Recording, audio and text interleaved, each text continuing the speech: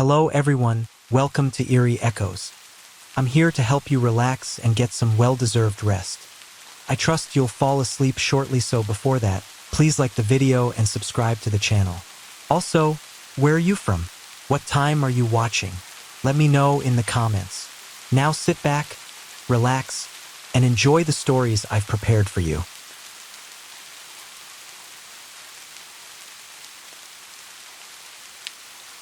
Six years ago, I tried Tinder for the first time. I was 25 at the time, and while most 25-year-old women have dabbled on Tinder or the like, I hadn't been single since I was 17. I met my ex while I was in high school.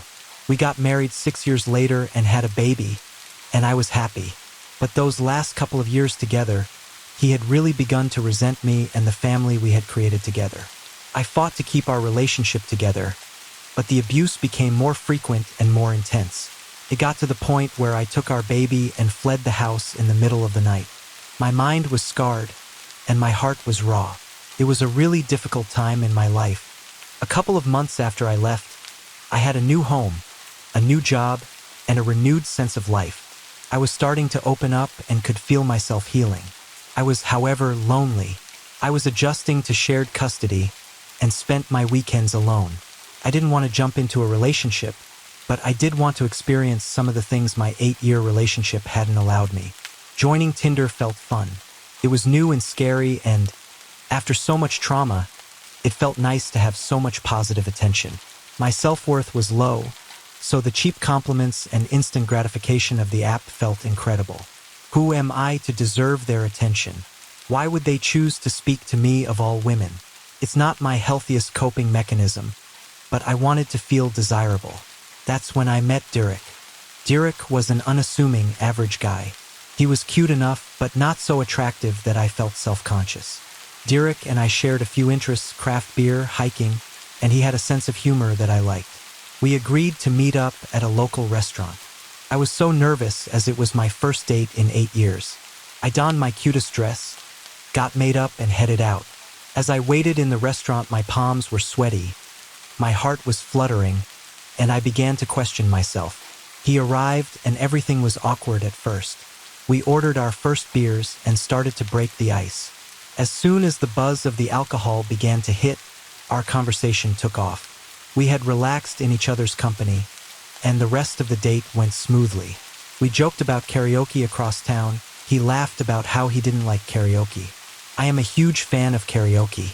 While I am no superstar, I have spent a good amount of time in choirs and can carry a tune well enough. One of my favorite rowdy weekend activities is going to that bar and busting out some songs with the sweet taste of gin on my tongue. I convinced him to go with me, and we left the restaurant. We sang into the night, taking shots, flirting, laughing. We ended the night in his truck, clumsily fumbling with each other's buttons and zippers, hearts racing with excitement. This had been what I needed. We texted back and forth more often, and soon we were talking about another date. I had enjoyed our time together and liked that I didn't feel a deep connection with him. It was fun, and that was it. Because my heart wasn't tangled up in feelings, he felt safe. We decided for our second date that we would go tubing down a river that runs through our town. We had parked his orange truck at the end of the tubing run and took the tubes in my truck upriver. We agreed that he would zip my truck key with his into a pocket on his shorts, and that he would drop me off at my truck afterwards. The bright summer heat warmed our skin, and the water felt crisp and fresh on our toes. The afternoon slipped past as we floated down the river. When we reached the bottom, we deflated our tubes and headed back to my truck. Only when Derek reached into his pocket, his face sank. He looked at me and said, "Your key is gone." I laughed. Surely he was joking. He insisted this wasn't a joke. Gravity pulled at my stomach, and I began to panic. This was the only copy of my truck key, and I had taken it on the river. I felt foolish and worried about how I would get a new key if we couldn't find it. The river was long. We had been tubing for hours. We'd stopped at several places to swim. He offered to drive me home, and I accepted. During the drive, we made a plan to meet up the next day to search for my key at some of the stops we had made. We spent the next afternoon combing our swimming holes for my key. Up and down we swam, with very little hope that we would ever see my keys. We had to try though, and we kept at it. From one spot to another, we drove, we swam, and we moved on. At the very last place we checked, as the light of afternoon faded into a hazy orange, something caught his eye. Underwater, near the shore, were my keys. We were elated and could not believe our luck. To celebrate, we went back to his place for some drinks. He drove me down a long wooded driveway, and at the very end was a shaded trailer. He told me that he was only renting a room here from an elderly couple, but they were on vacation, so we would be alone. We walked over the creaking porch and entered the trailer. Inside, I could see the kitchen was messy. Not just a couple of dishes, but every surface was covered with mess. He ushered me away to show me his room. It was small and not very clean either. There were dirty clothes, mattress on the floor, a Rubbermaid bin with some snacks like Doritos and cheap warm beer. We had sex, the yellowed light of the trailer accentuating the stains on the walls. Afterwards, the spark of fun I had felt when we first met had withered, and I felt gross. I decided that it would be our last date. A week passed, and we hardly texted. Our brief fling was ending, and I didn't expect to see him again. My mind moved on to other things. The coming weekend, my friends were coming to town, and I was excited. We made plans to go to karaoke together on Saturday night. When the day arrived, I was surprised to see a text from Derek on my phone. "Are you going to karaoke tonight?" It read. I responded that I was, and he texted back that he would be there. "I thought you didn't like karaoke?" I asked him, and he said that he had been invited by a girl he worked with. He thought he should give me a heads up that he would be with a date in case I was there. I thanked him for taking the time to let me know, reassured him that I wouldn't be bothered at all, and said that I hoped he had a great date. Around 9 p.m. that night, my friends and I arrived at the bar. The dim lights and reflective foil stars, an all too familiar scene. We got our drinks and picked a booth with a good view of the stage. I had a strange sensation, like someone was watching me. I turned my head, scanning the bar, and our eyes locked.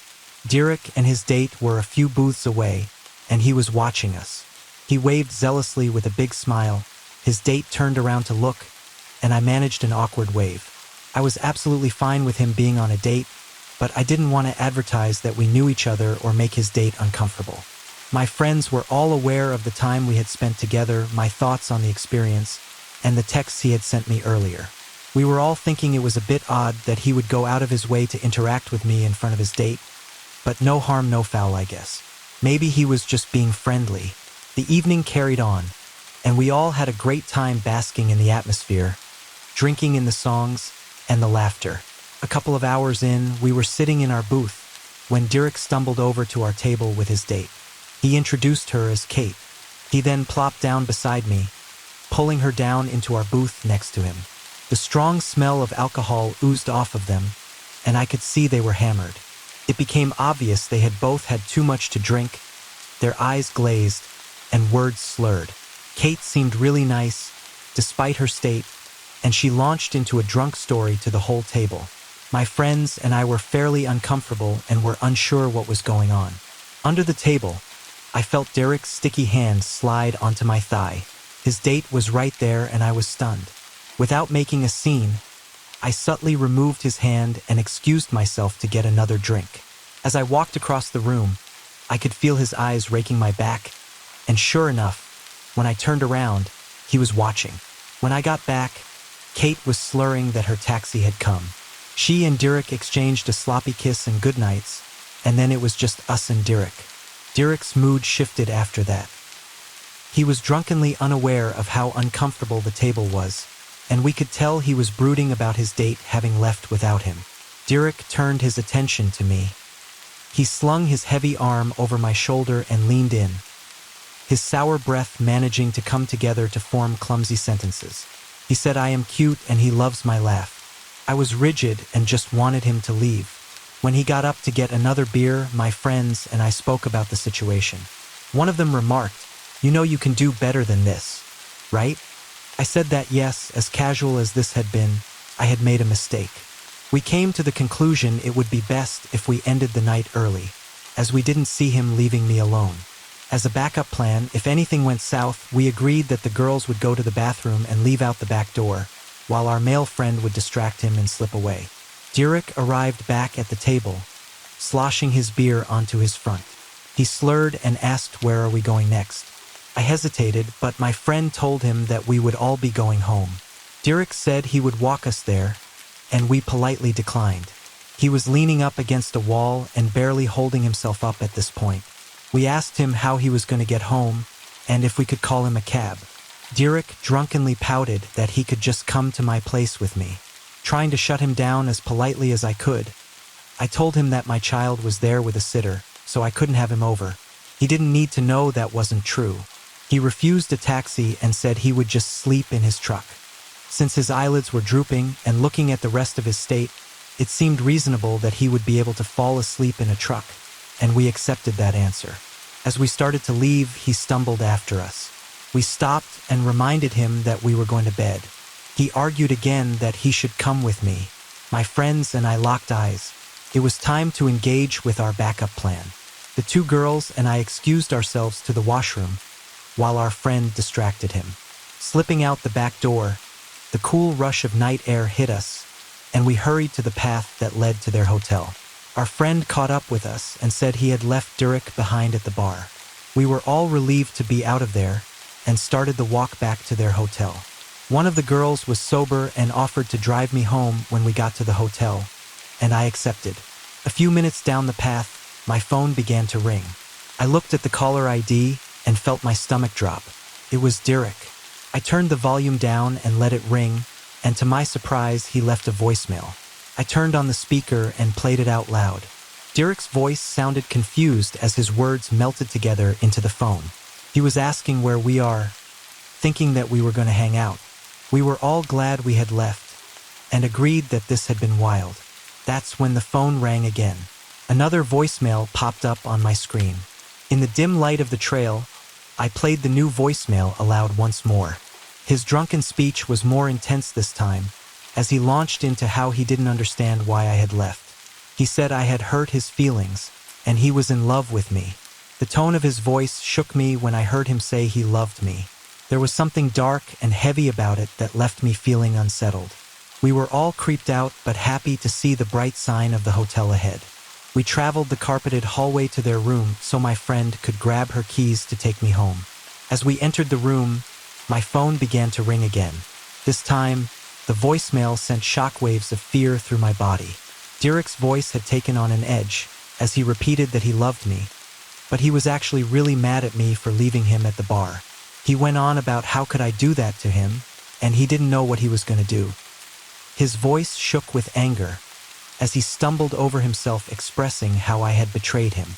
The last thing he said before hanging up echoed in the hotel room. He said in stern voice, "You know, I'm really starting to hate you." This guy was unhinged, and I was terrified. I was grateful this side of Derek hadn't shown up when we were alone in his secluded trailer. My friends gave me a hug and told me to call them if I needed anything, and to keep them updated. My friend took me home, and as I unlocked the door and stepped into the comfort of home, I felt exhausted. It had not been the night out I expected, and Derek's erratic behavior had really freaked me out. Fresh out of an abusive relationship, his actions at the bar, then the voicemails rang some all too familiar bells. That's when I saw the headlights. It was very late for anyone to be driving down my street. I peeked through the curtain. My blood ran cold and I trembled. Sitting in the cab of his orange truck was Derek. Mind racing, I panicked. This dude could barely hold himself up when we left, and he was blackout obliterated. How did he drive across town to my house? How did he find me? I immediately remembered the other week when he dropped me off after my key was lost. How could I have been so stupid?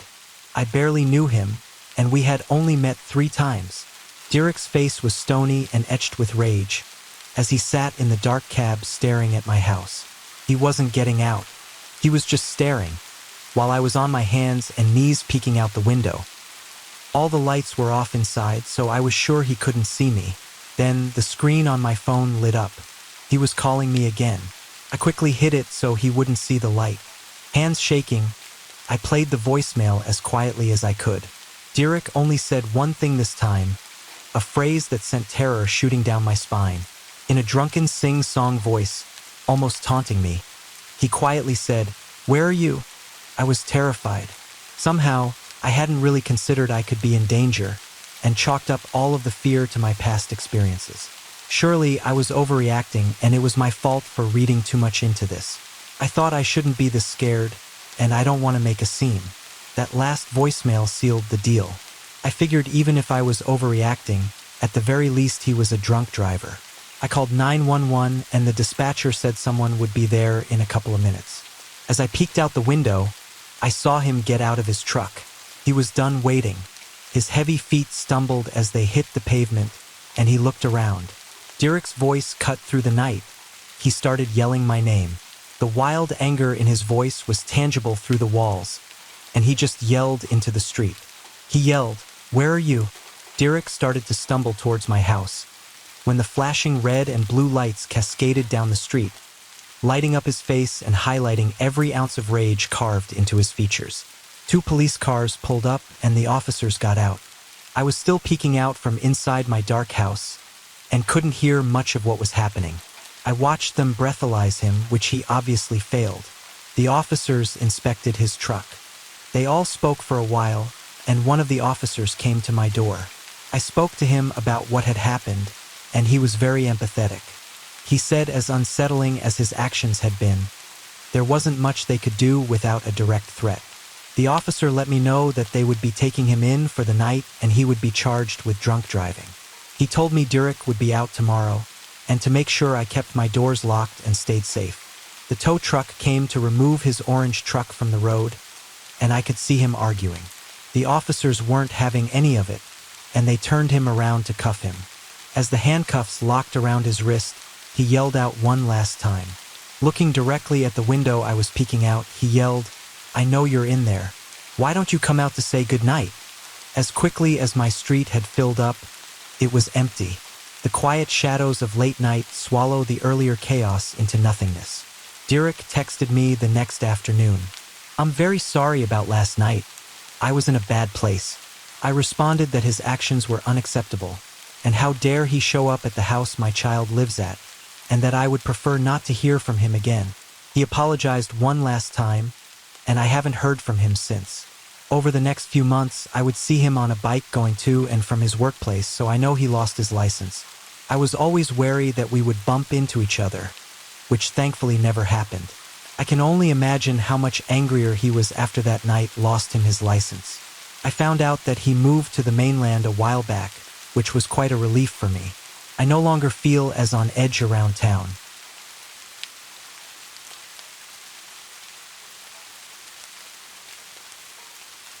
Up until my mid-20s, I would have told you there's no such thing as ghosts. Most things that people say, I think is their imagination or just wishful thinking. Now, I don't know. I just don't know. When I was in my 20s and newly married, my spouse and I moved for his job. We needed to find a place to live pretty quick. We lucked into the perfect house. It was old but still looks good. In its previous life, it had been someone's beach cottage, which I loved. What's better than living in a resort town, close enough to walk to the beach? Plus, it wasn't in a resort area. It was on the back half of someone's property with one road in and out, and lots of trees and shade. Very quiet, no other people around. Because the house was originally a weekend cottage, it was one big room with a small addition to one side that contained a kitchen and bath, and another addition off the back that had a bedroom. The big room was awesome. All windows on 3 sides with a nice breeze most of the time. A fireplace, lots of open area. The only thing that kind of pinged my radar was the landlord. When we rented, he was overly insistent that we sign a year lease and we couldn't break it for any reason. No matter what, we needed to pay out the lease whether we lived in the house or not. I thought that was a little weird, the way he kept repeating that over and over because he wanted to make absolutely sure that we understood. But it didn't really register at the time. Other than I was a bit worried that maybe there were troublemakers or noisy parties on the beach or something. He assured us that it was a very quiet neighborhood, but he repeated again that we couldn't break the lease. I worked a 9-to-5 job. My husband worked 12-hour on and off shifts, so there were lots of times when I would be home by myself. The first month or two were fine. I liked the house. I liked the neighborhood. I loved the beach. I'm mostly a homebody, so when my husband was at work, I would stay at home reading or watching a little TV or cooking. I'd always wanted to learn to knit, so I bought some yarn and started teaching myself. Then sometime around the third month, I started to get very strong feelings that someone would be standing behind me while I was reading. Like looking over my shoulder. It only happened when I was alone in the house, and only when I was in the main room. Without thinking about it too much, I started sitting places where my back was to the wall, or reading in the bedroom. When I went to bed at night, I started closing the door between the bedroom and the rest of the house.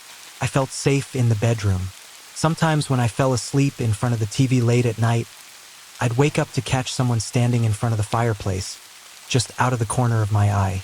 I thought I needed to stop dreaming so much, but I started to stay in the bedroom after dark, with the door shut. Things started not being where I put them in the big room. I got kinda irritated with my husband for messing with my stuff. I wasted 5 to 10 minutes almost every day looking for my handbag or my car keys. Then one day when I came home after work, I found my knitting yarn wrapped and tangled around all the furniture in the big room. I don't mean just a little bit. I mean the yarn was strung between couches and wrapped around the legs of the chairs. I told myself that my spouse was playing a trick on me, and I cleaned it up.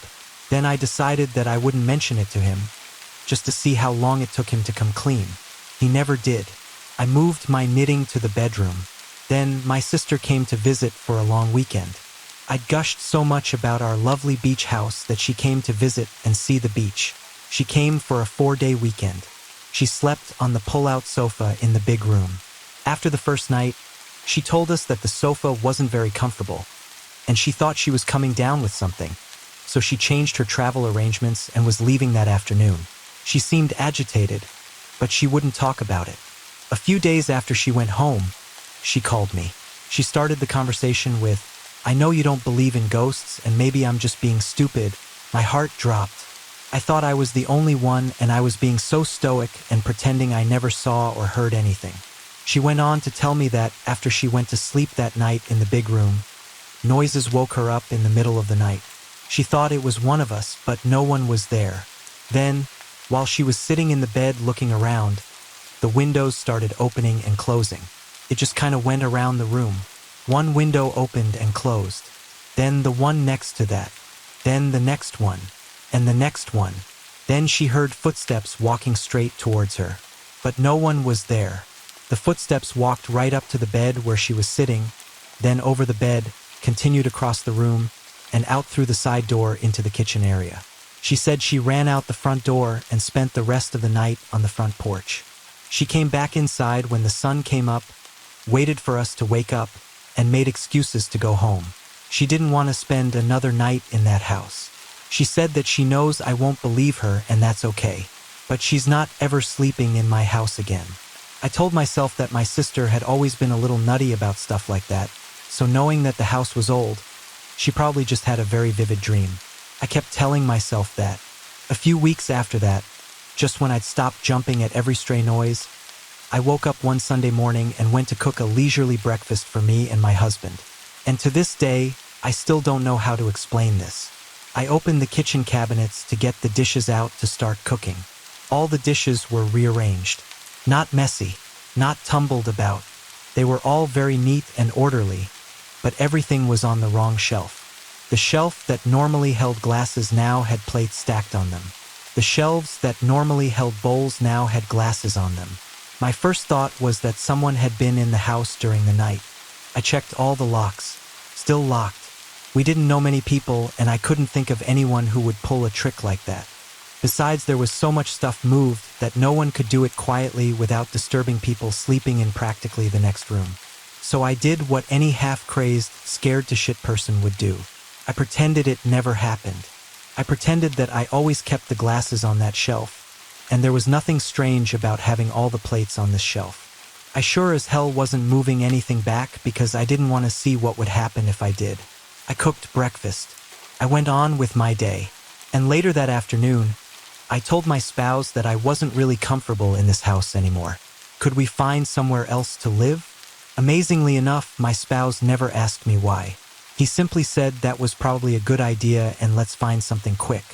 And we moved out. We called the landlord after we'd already packed and moved the furniture. He came over and picked up the keys. He never, not once, asked why we were moving.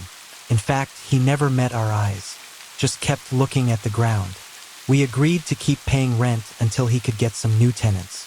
Months later, I asked my husband if he ever felt anything strange in that house. He said, yeah, that wasn't a good house. Glad we moved, and we never talked about it again.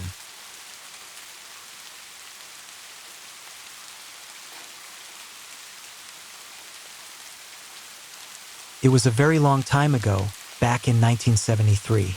I know it was summer.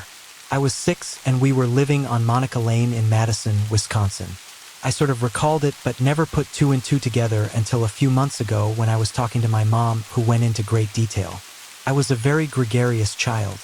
I was outgoing, extroverted, friends with anyone in our middle-class neighborhood.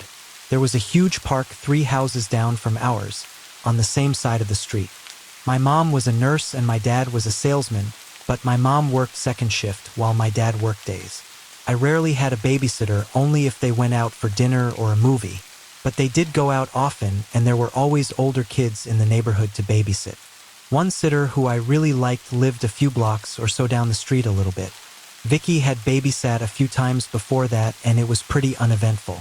She'd play games with me, do my hair, play dress up, and other pretty basic stuff. So one day I went with friends down to the park. I remember there was a ball field at the time and a sandlot next to the field. My friends wanted to play on the monkey bars, but I wanted to play in the sand. I looked at the sandbox and my babysitter Vicky was standing there. I told my friends I was going down to the sandbox and ran off. We built a sand castle, and then she asked me if I wanted to go get something cold to drink. It was stifling hot, and I of course said yes. So she takes my hand and we start walking to her place. She starts telling me about her puppies and asking if I want to play with them.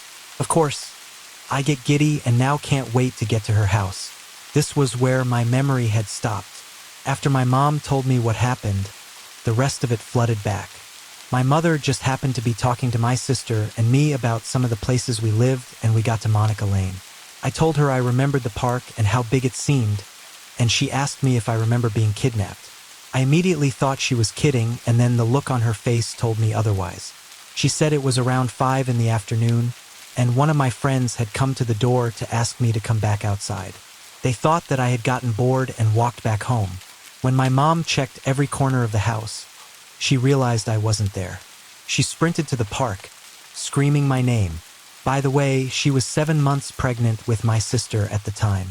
After asking several kids if they'd seen me with no clue, she went to the ball field and asked the older boys if they'd seen me. One of the boys said that he'd seen a younger woman playing with a girl that fit my description in the sand. They walked off in a general direction, and that was all he knew. My mom ran across the street to one of the houses and asked to use their phone to call the police. By the time the police got there, my dad had come home and some of the neighbors were trying to help my mom. So there's this search party out looking for me, screaming my name and knocking on doors. The police had gone back to the park to ask the boys if they knew who had been with me and if they knew who she was. Between the boys and the neighbors, they had deduced who it was that had led me off, but I have honestly no idea how. The police and the entourage went to her home and knocked on the door. She lived with her parents, but they weren't home. She came to the door and told them she hadn't seen me, and that she'd been home all day. The police asked to come in, and for some reason, she said okay. They went through the house and went to the basement and found me. That's what my mom knew, and then I remembered. It was literally like a floodgate had opened and I started crying. At the age of 6, you sort of trust everyone, and she'd been in our home. I never got a bad feeling from her, and my parents didn't either. But when we walked into her house, I remember that cold feeling washing over me and getting very worried. I remember starting to cry and saying I wanted to go home, over and over. She takes me into her kitchen and gets me a glass of water and a tissue.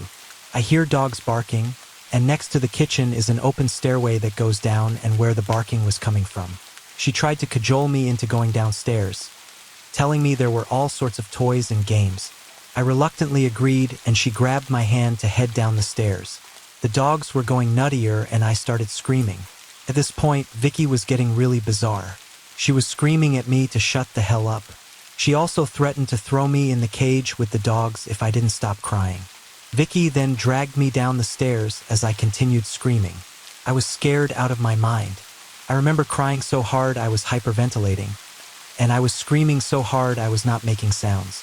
Vicky then flips a switch and starts being syrupy sweet, trying to calm me down. She told me that she was just playing a game and said she wanted to play hide and seek. The next thing I knew, there was knocking on the door upstairs and I wasn't crying anymore. The houses were all the same sort of tract houses that Sears used to sell. They're not huge but not small, and you could hear everything at any spot in the house. I kept hearing the knocking, and she told me that it was her friends coming to play hide and seek. She convinced me to let her put a piece of masking tape over my mouth so I wouldn't make a sound. She then lifted me into this big wooden box next to the kennel. She put a big pile of blankets over me and told me to be really quiet so they didn't find me. The whole time the dogs were going crazy, but when she calmed me down, they calmed down too. They still looked incredibly mean, but they were no longer frothing at the mouth and only slightly growling. That was until the knocking started. I remember scrunching in there, confused. I was still scared and convinced that the dogs were going to get out and eat me. I was crying again and hyperventilating. I remember taking the tape off my mouth because I couldn't breathe, but remembered I needed to be quiet because I was afraid what she'd do if I screamed. I lay in that smelly box next to a big bag of dog food, sweating to hell, tears rolling down my face. I sort of pushed the blankets to the side, but only enough so that I could pull them back over me when someone came.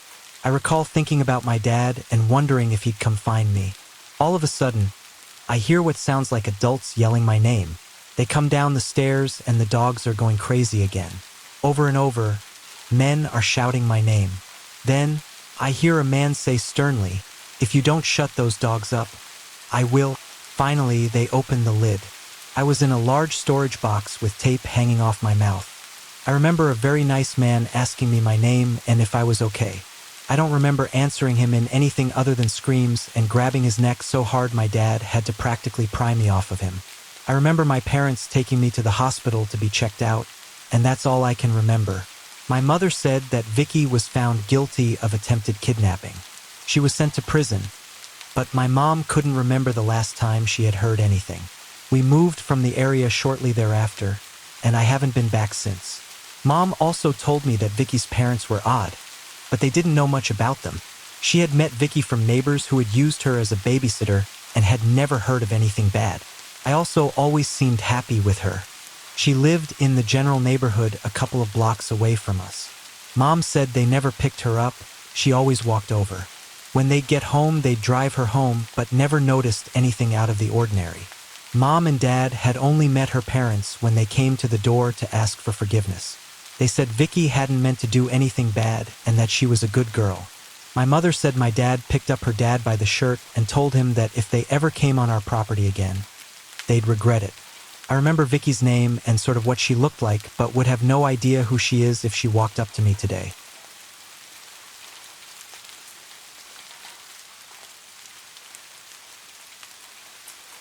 I had 4 friends in high school. We ate lunch together, had sleepovers together, and threw parties together. My best friend, Naomi, was in the group, as was another girl, Tina. Tina suffered from bipolar disorder, depression, and mild dissociative identity disorder, but she would keep this a secret for 4 more years. She always had dark blemishes on her arms and legs, which she would later confess were self-inflicted burns. She alluded to her difficult home life, but never elaborated. All through high school, I was unaware of her difficulties. We sat together in class, but never really bonded. She was difficult to talk to, as she never opened up and rarely expressed emotion. It was a bit like talking to a brick wall. Though we would joke around sometimes, I didn't really enjoy her company. Everything between us felt forced. I began to harbor resentment, as she appropriated Naomi as her own. They began to do everything together. Their friendship was unervingly intense. It seemed like they would spend almost every night together, and I was jealous as Tina took up all of Naomi's time.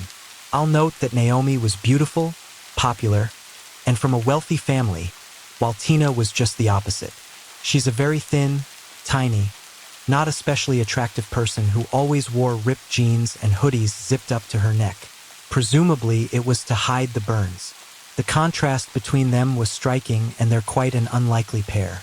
After graduation, two of the girls in our friend group moved off while Tina, Naomi, and I enrolled in the same local university. When classes started, Tina and Naomi stopped spending time together. I awoke one morning, around 1 a.m., to a distressing series of text messages from Tina. Along the texts were lines like, "I can't do it anymore," and "I'm sorry to those who still care." I called Tina repeatedly, but she never answered. I sent her a text message threatening to call the police, and finally, she responded. She confided in me about her disorders, her lifelong depression, and how Naomi had abandoned her.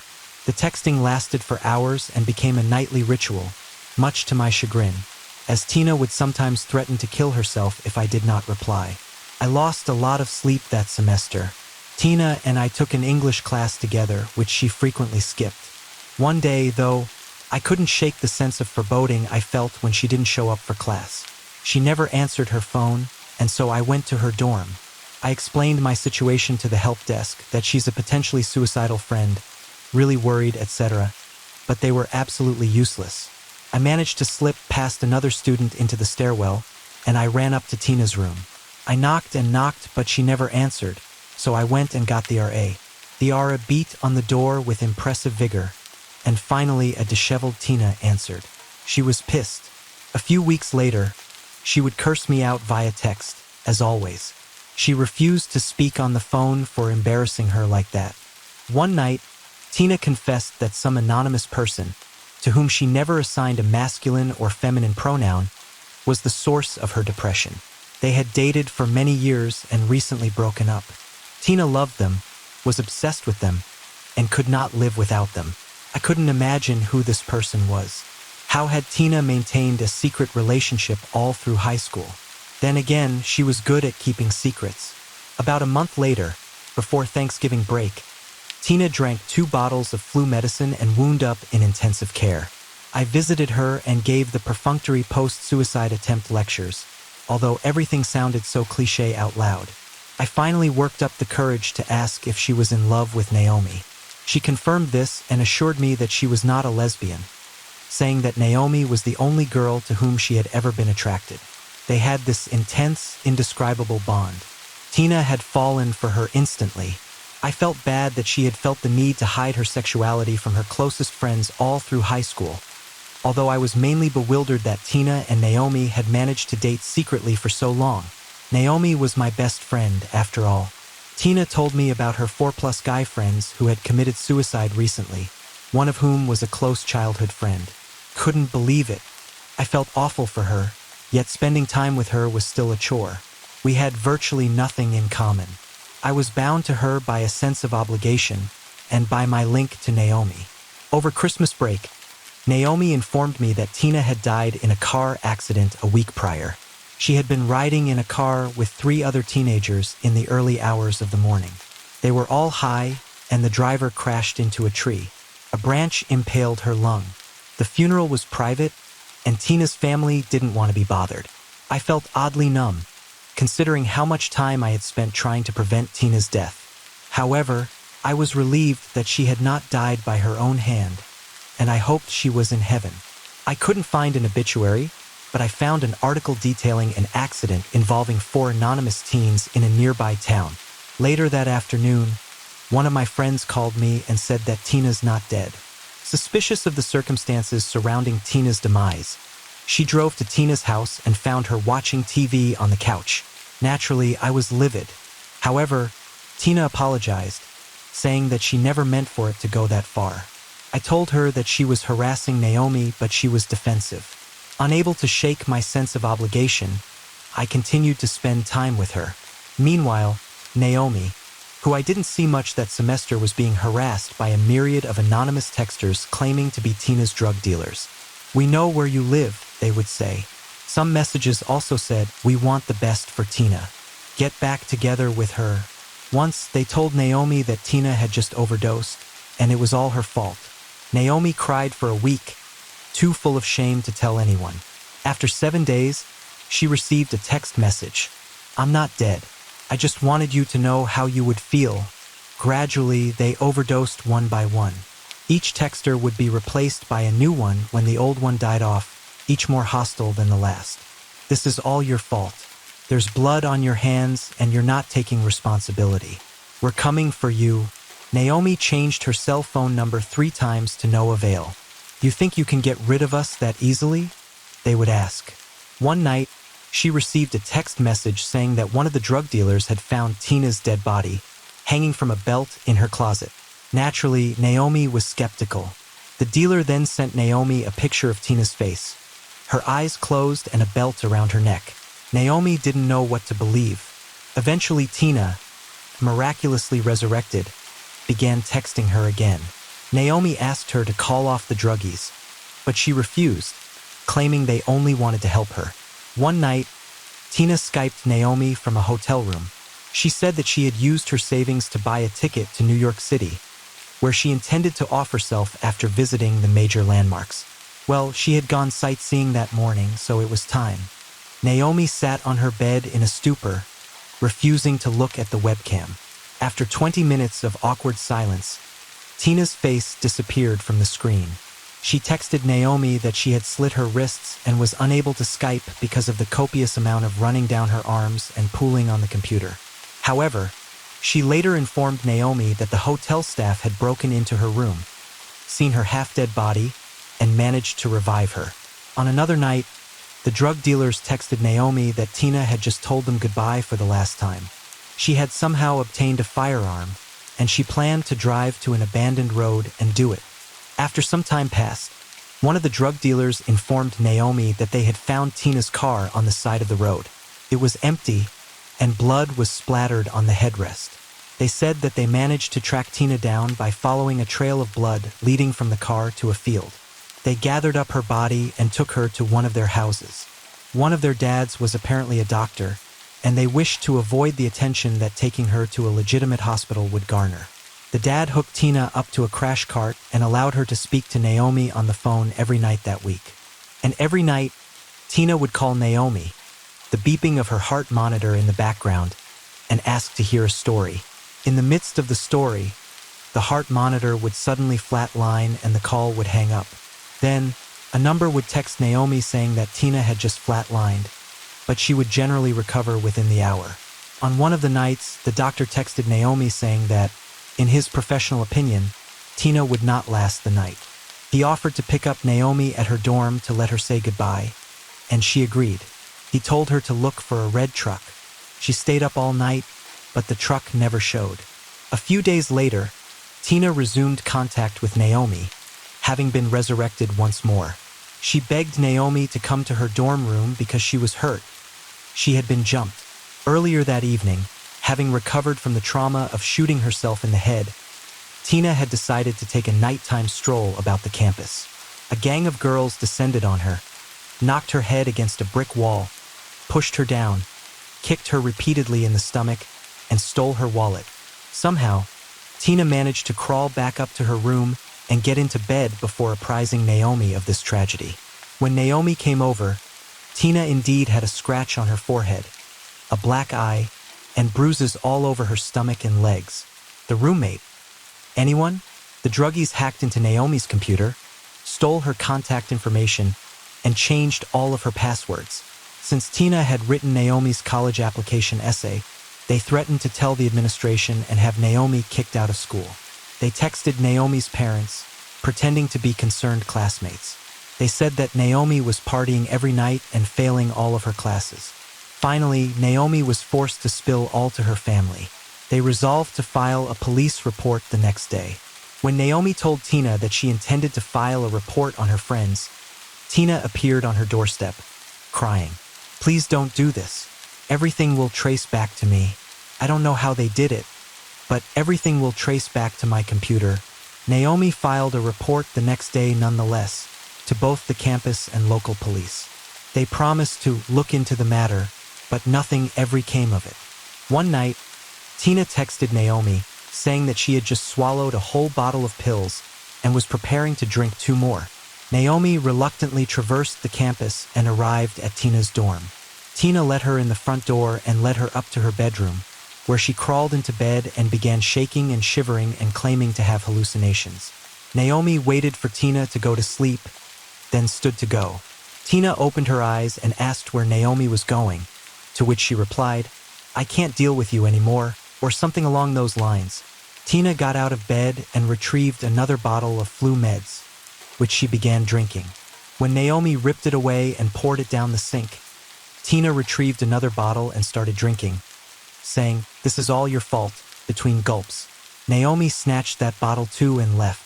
It was about this time that Tina landed in the hospital, and everything came to light. Naomi and I began spending time together again, and she told me about how their romantic relationship began. During our junior year of high school, while Naomi was riding back from the metropolis with her parents, Tina texted her saying that she just couldn't do it anymore. "I have the pills right here. If you don't come over, I'm gonna do it." Well, still being 3 hours out of town, there was little Naomi could do. When she arrived back in town, Tina said that she had already taken enough pills to off herself. She begged Naomi to come over, but being without a car, and with parents that did not approve of Tina and refused to drop their daughter off at Tina's house, Naomi had to stay at home. Tina, then, drove across town in her weakened state and picked Naomi up herself. They drove back to Tina's house and lay on her bed, crying.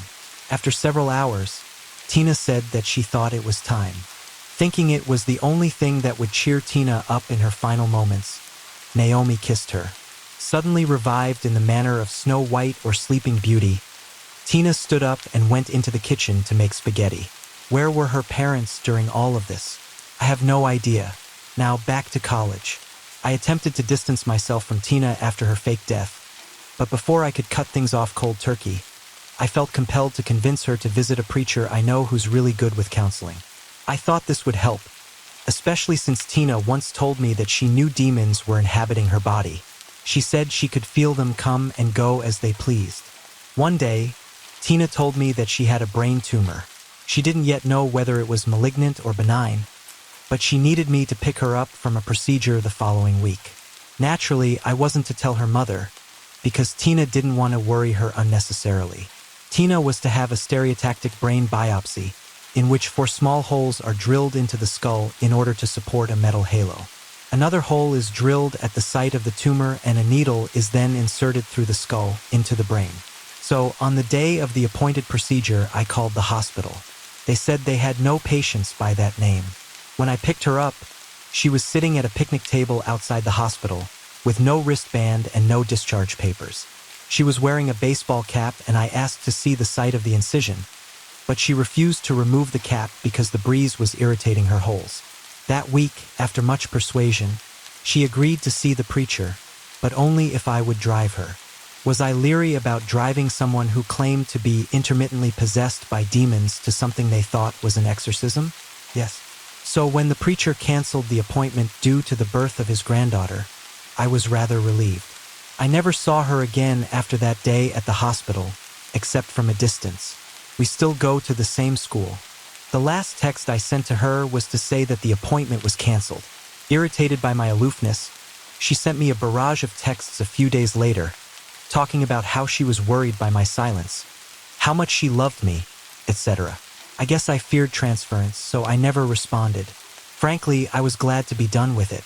She is still alive and in a long-term relationship with another girl. Ironically, it's one of her old roommates during all those shenanigans. She still texts Naomi every once in a blue moon, asking to revive their friendship.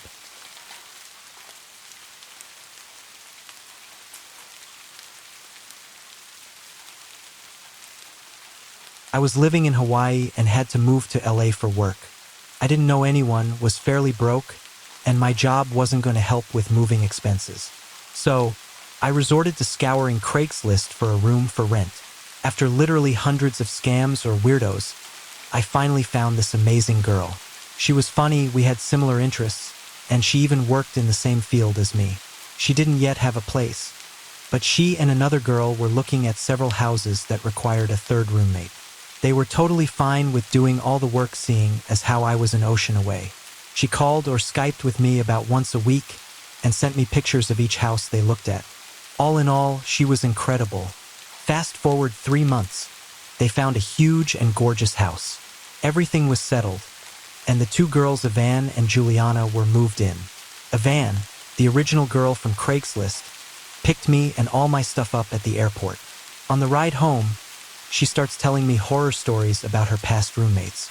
Every single one had messed her over in some horrendous way, and she was terrified of being close to people after that.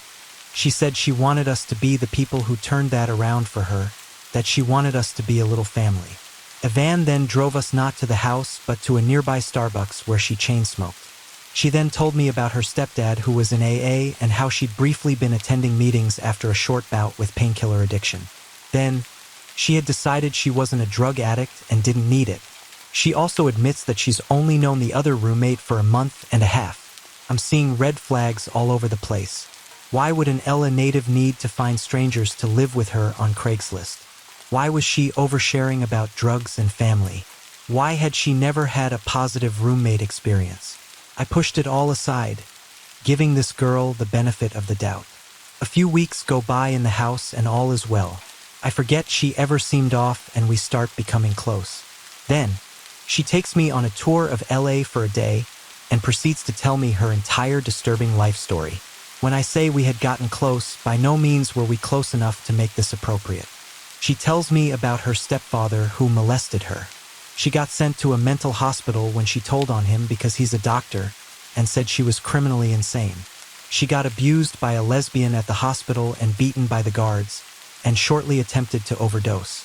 I learned about her mother's severe narcotic addiction, her ex-fiancé having a psychotic break and trying to kill her. It didn't stop there. Evan told me about her struggles with a chronic kidney illness that required many surgeries and her recent long-term boyfriend disappearing under mysterious circumstances. The horrific stories just went on and on and on. It sounded like something from a movie, and a part of me questioned if it could all possibly be true. But again, I give her the benefit of the doubt. Again, things go fine for a while, and my doubts about her subside. Then my food starts disappearing. I ask both girls about it privately, and Evan claims that the other girl, Juliana, had confessed to her that she was a compulsive overeater. Naturally, Juliana claims to be innocent. I side with Evan, and we start mildly bullying Juliana to try to get her to admit to stealing the food. Then, dishes start piling up in the sink and nobody is washing them except me. I ask both girls, and again Evan swears on her life that it's Jules. Finally, Jules has had enough. Turns out she's been eating out every meal. We all had extremely different schedules. Evan lied to my face about the dishes and the food. When confronted, Evan starts crying and saying how I could accuse her. She keeps on weeping and repeating that she's a good person, and we end up apologizing to her in the end. Finally, the tension builds between the two girls due to many repeats of this situation. One night when I'm at work, they start fighting. Evan calls me saying Juliana hit her and she's afraid for her life. I call Jules and tell her to find a new place to live. Juliana goes to stay with friends, and within a week moves out. Now things get really weird. Evan moves out of the master bedroom and starts sleeping in the living room every night. After I repeatedly request that she return to living in her bedroom, she tearfully confesses that she's been on high-dose opiates this whole time and is trying to wean herself off. It makes her too weak to walk downstairs to her room. Feeling sorry for her, I end up babysitting her for weeks while she withdraws. It was both terrifying and disgusting, but I wanted to help her out. During this time, I see her naked and realize that she has no scars from her supposedly repeated surgeries. Beyond that, she confides in me that she hasn't been working at all this entire time, but going out to score drugs and get high every day, and now she's flat broke. She apologizes for lying, saying over and over that she's a sick addict and just needs help. I get her into AA and NA as soon as she's able to walk, driving her daily to meetings and holding her hand the whole time.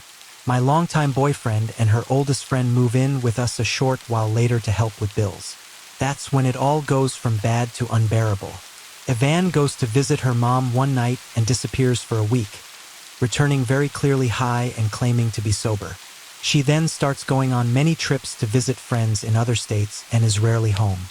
When she is home, She babbles endlessly about how great sobriety is and how she's finally healing, while clearly nodding out on opiates. I end up finding something suspicious on her computer. She admits to me that she's been working as a call girl and bringing customers to the house. I tell her she has to stop, and she claims she already has. Around this time, she becomes very, very physically ill. Finally, I get a phone call from her after another absence. She's hysterical. She's, get this, 6 months pregnant. She didn't know because she was so high. The baby was severely malformed and there was no way of carrying to term. I comforted her, thinking that this trauma outweighed all the weird behaviors she exhibited. She had the procedure and afterwards disappeared for almost a month. I thought at one point that she was dead until she texted me asking if her cat was okay. When she returned, she proceeded to start eating all of our food, using all of our toiletries, sleeping on the couch, and smoking inside the house, which was not okay with us at all. She was also very clearly on drugs. At first, we tried to be nice about it, but she lied and lied, even going so far as to say her room was haunted and the ghost made her sleep upstairs. Finally, my boyfriend snaps and yells at her. She calls the cops and claims he assaulted her. They didn't believe her, but the other roommate did. Then one night, when I'm at work, she uses pity and sweet-talking to convince my BF that we should all be friends again. I told him it was a lie and he didn't believe me. When I get home from work that same night, my room is trashed. I asked if he did it, and of course he didn't. She'd been in there looking for cash or drugs, which I don't do. When I asked her about it, she looked me straight in the eyes and said, "It was the ghost." After that, she started sending me insane emails claiming that I had been her best friend and had betrayed her, accusing her of heinous crimes and even convincing her she was a drug addict as a form of sick psychological torture. The emails get increasingly intense, becoming 10 to 20-page letters about how she didn't feel safe in her own home and how I was the embodiment of pure evil. She said that my only purpose in life was to torment her. In these emails, she claimed that she used drugs on rare occasions and that I had made up everything about her problem, that I had been verbally abusive about her abortion, and that we had repeatedly physically assaulted her. We were genuinely afraid for our safety, especially after the police showed up one day and took her in for a mysterious psychiatric hold. We never found out why she was carried out of the house, barefoot and handcuffed, by 4 officers. After that, we just tried to avoid her, but she got the other roommate involved. She even went too far as to claim she had pneumonia from the stress of living with us and our constant abuse. The emails continued to escalate.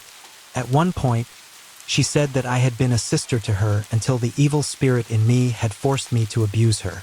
This was when I realized that her definition of abuse was a bit skewed, and all her stories about her childhood, exes, old roommates, and even Juliana had been complete fabrications. Of course, she didn't have scars from the surgeries. Everything she said was a lie to garner sympathy so she could take advantage of people. Now I realized, of course, that she was completely mad. We found a new house, and the night before moving out, I hacked into her email. I come to find out she had been telling our landlord that we were heinous criminals, telling her parents that she had been fired from a job because of me and needed money. There were all kinds of lies. Also, we come to find out that the guy who got her pregnant didn't mysteriously disappear. He ran away because they slept together once, and she started stalking him. Obviously, everything she had ever said was a creepy lie. After moving out, the harassing emails and texts continued to the point that I had to have her blocked on both and seriously considered getting a restraining order. This was many years ago.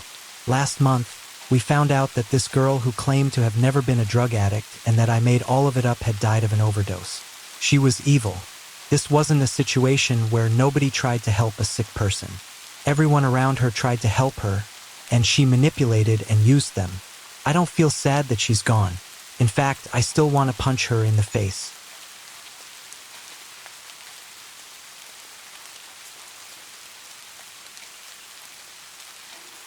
My husband and I moved into this house about 9 months ago.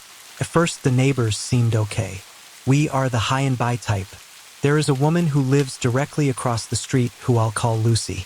On Mother's Day, as my husband and I were leaving for brunch, Lucy wished me a happy Mother's Day and I wished her the same. Lucy began approaching our driveway as we started to pull off. I didn't want to be rude, So I rolled down the window and told her we were in a hurry and we could talk when I returned. She became hysterical, yelling obscenities and throwing her hands in the air. My husband pulled off. When we returned, we noticed 3 of our 4 planters on pedestal stands located outside the front door were turned over. As we got out the car, she ran out of the house and stood at the end of her driveway. She didn't say anything and she just watched us. We decided to go to the store, replace the planters and clean everything up when we put up the new planters. We also decided to get 6 wireless security cameras to put in all of our windows in case she pulled something like that again. When we pulled up, Lucy ran out again, but this time she brought a chair to the end of her driveway to watch us. As we were cleaning up and replacing the planters, a neighbor came to speak to us. He told us that the landlord should have warned us about Lucy, that the woman sometimes does things like that if she feels slighted or disrespected. Our response was we're not there for her entertainment or companionship, and she needs to stay away from our property. When we began installing the cameras, she went back into the house. The next day when we left for work, Lucy ran outside in a nightgown and stood at the end of the driveway with her arms folded. When we returned home, we saw the planters were moved but not knocked over. This time, we weighted them down with rocks. We looked at the video and saw 2 girls, about ages 6 and 8, come from Lucy's house. They tried to push over the planters. When they didn't succeed, they went back to Lucy's house. We called the police to get the incidents on record in case Lucy decided to escalate. For the next 2 months, every time there was movement in the front of our house, Lucy would run outside. We decided to ignore her since it was clear she was mentally unstable. One day when we came home from work, she blocked our driveway with her car. We called the police who made her move it but did nothing else. We explained the situation to the officer who stated we should just keep records of her behavior and call if she makes contact with us. A week later, she blocked our driveway with her car again. We called the police again. This time they gave her a ticket. Lucy continued to run outside anytime there was movement. But now, she also would pull up in her vehicle about a minute before us, wait in her car and get out when we got out. This happened no matter what time we got home after work. One night, we noticed she was pulling out of a driveway at the end of the block. After this, we decided to use another entrance into the subdivision. This worked for about a week. Then she sat outside of that entrance and followed us in. I began videotaping these incidents with my camera. A month ago is when things really escalated. I came home for lunch and there was a huge trailer blocking my driveway. I asked the driver to move and he refused, stating his friend was visiting Lucy. I told him to move or I would call the police. He moved but then moved back once I parked my car. I called the police and the number on the side of the trailer. The owner stated the trailer should not have been in a residential area and apologized. The police ticketed the trailer and made the driver leave. The man visiting Lucy was arrested for outstanding warrants for unauthorized entry and criminal trespassing. About a week after this incident, she followed us into the subdivision, parked her car and ran to the end of our driveway. She yelled about us contacting the owner of the trucking company and how stupid we are for doing it. She turned around and went to her driveway when she saw I had my cell phone recording her. We called the police, who took another report and warned her to stay away from us and the house. She went on about how we didn't own the house and how she could go anywhere she wants to on our property. The officer warned her that if she does come on our property, she could be arrested. About a week ago, a group of kids came on our property, began fighting on the front lawn and throwing trash everywhere. Lucy sat on the porch and yelled for the kids to yell louder and fight more. We called the police. The officer told us they were just kids playing and they all denied being sent by Lucy. We showed the officer the video and he still refused to do anything. He told Lucy to stay away from us, a warning other officers have made and she ignores. The day after this, Lucy came outside and stood in the middle of the street watching us. She has continued to do this every day, including this morning. It is obvious the police is not going to do anything. We have 3 more months left on our lease. Needless to say, we're going to move. But until then, we will keep calling police and saving the video recordings of her stalking and harassing us.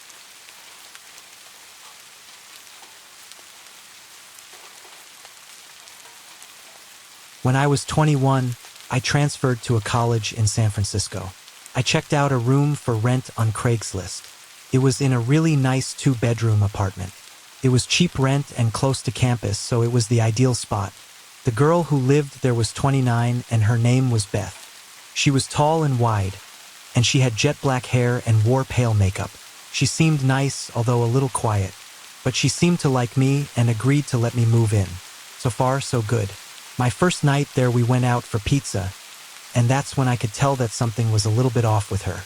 Throughout dinner, she kept telling me how much I looked like Shia LaBeouf. I didn't know what to say, so I just shrugged it off with a thanks.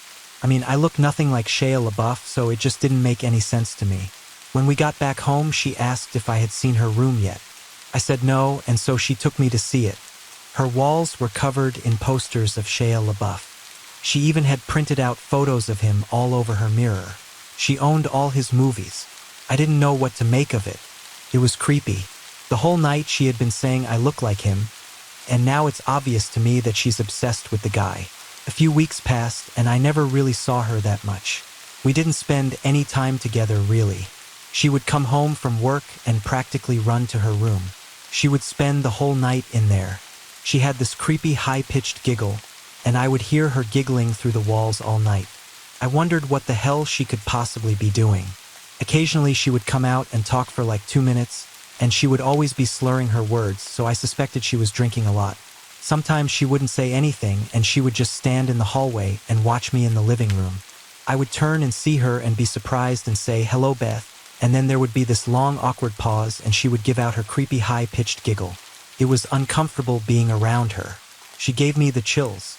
One night, I woke up at around 2 a.m. because I heard what sounded like the front door being unlocked. I came out of my bedroom, and all the lights were off, but I could still see Beth standing at the front door. She had her face against it, and she was turning the lock back and forth over and over again. And every time she turned the bolt, she mumbled my name. Seeing her standing in the dark and mumbling my name really freaked me out. And it doesn't help that she kind of looks like a bigger version of the girl from The Ring. I just quietly went back to my room and tried to sleep. One night I was watching Gladiator and she stumbled out of her room and turned on the living room light, forcing me to pause the movie. I was annoyed. She then asked me if I wanted to hear about her ex-boyfriend. It was an uneasy segue into the topic, but I just said sure and then awkwardly sat back to listen to her. 10 minutes into her story, she was so riled up. She was screaming at the top of her lungs about their breakup. I was worried that the neighbors were going to call the cops, and she wasn't listening to me when I was asking her to lower the volume. Amidst all of her screaming, one thing she said really freaked me out. She was in such a fit and yelled that she will slit his throat. That was a big game changer. Suddenly, I had no idea what this girl was capable of. She was practically a stranger, and everything I had seen was becoming alarmingly disturbing. After a few more minutes, she told me thanks for listening and she started doing her giggle. I got out of there pretty fast and went to my room to go to sleep. I had a pretty unsettled feeling about being in the house with her, and what was worse was that there was no lock on my bedroom door. I pushed the edge of my dresser in front of it to act as a little barricade. I woke up in the middle of the night to the sound of my dresser scraping against the floor. Beth was pushing the door open. I turned on my light, shouting at her to stop. I could see her through the opening of the door. She was so drunk and had this insane look in her eyes. I pushed the door closed and yelled at her to go to bed. I could hear her walk back to her room, but I couldn't fall back asleep. The next morning, when I went out into the hallway, my heart dropped. I saw one of her steak knives on the floor by my door. I got goosebumps all over my arms. All I could think about was her saying she would slit that guy's throat. I confronted her about it, and she said she didn't remember trying to push my door open. She said she didn't even remember telling me about her ex. I had enough. My lease was month to month, so I found a new spot and moved out. About a month after I moved out, she contacted me. I was at the movies and my phone was off. When I got out, I turned my phone on. To my shock, I received 40-plus text messages that she had sent me over the past 2 hours. They were all just insane texts that ranged from everything between asking how I was and saying she hated me so much. It was insane. I didn't respond, and I never heard from her again. I always wonder if I hadn't set my dresser in front of my door, Would she have quietly come into my room and slit my throat? Freaks me out.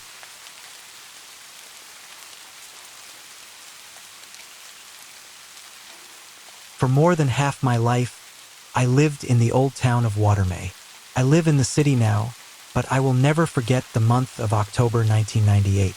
There's a highway less than 100 yards away from our home. I lived in a compound shared by 3 families. From our house, you'd have to walk a gentle uphill slope for about a minute before you could reach the gate and see the road stretching from north to south. With 2 lanes and spacious shoulders on either side, it's part of the national roadway system. It looks like a highway just like any other if you didn't know about its body count. Watermay Highway was known to take lives year after year. Road accidents, hits and runs, people jumping off the bridge and drowning in the river. The highway and that particular bridge near us were typically in the local news for those reasons. People in Watermay would say there's a lady who died a violent death there decades ago and, ever since, claims the lives of motorists and pedestrians as retribution. Yes, I know. It sounds like one of those cliché stories about killer highways and vengeful ghosts that couldn't find peace. But if you were a 10-year-old kid living in a small, quiet town and surrounded by religious and superstitious people, you'd probably believe it too. Townsfolk would talk about this lady walking and sometimes sitting on the ledge of the 100-foot concrete bridge that towers above the Watermay River. Whenever she shows up, a bloody road accident would follow shortly, likely on the same day or within a few days later. I feared the lady of the highway. Parents would typically use the story to scare their kids off of staying out too late and playing in the streets that feed the main road. Back then, I remember Watermay town to get very dark and quiet early in the evening. From our house, you'd hear trucks and buses speeding across the highway, dashing incredibly fast and would surely shred you on the spot should you get hit. You feel the 10-wheelers from the distance as they produce a distinct noise and vibration on the ground as they cross the bridge. Of course, as a kid, I had no business being there above the hill and on the highway. But I vividly remember dreaming about the highway one night. It's pitch black in my dream and there's no one else. It's from a first-person point of view and I see my bare feet walking on the highway. I believe I was headed to the bridge, which has an arch bearing the name of our town. Even if it was dark, I can see the signage faintly. It said, "Welcome to Watermay."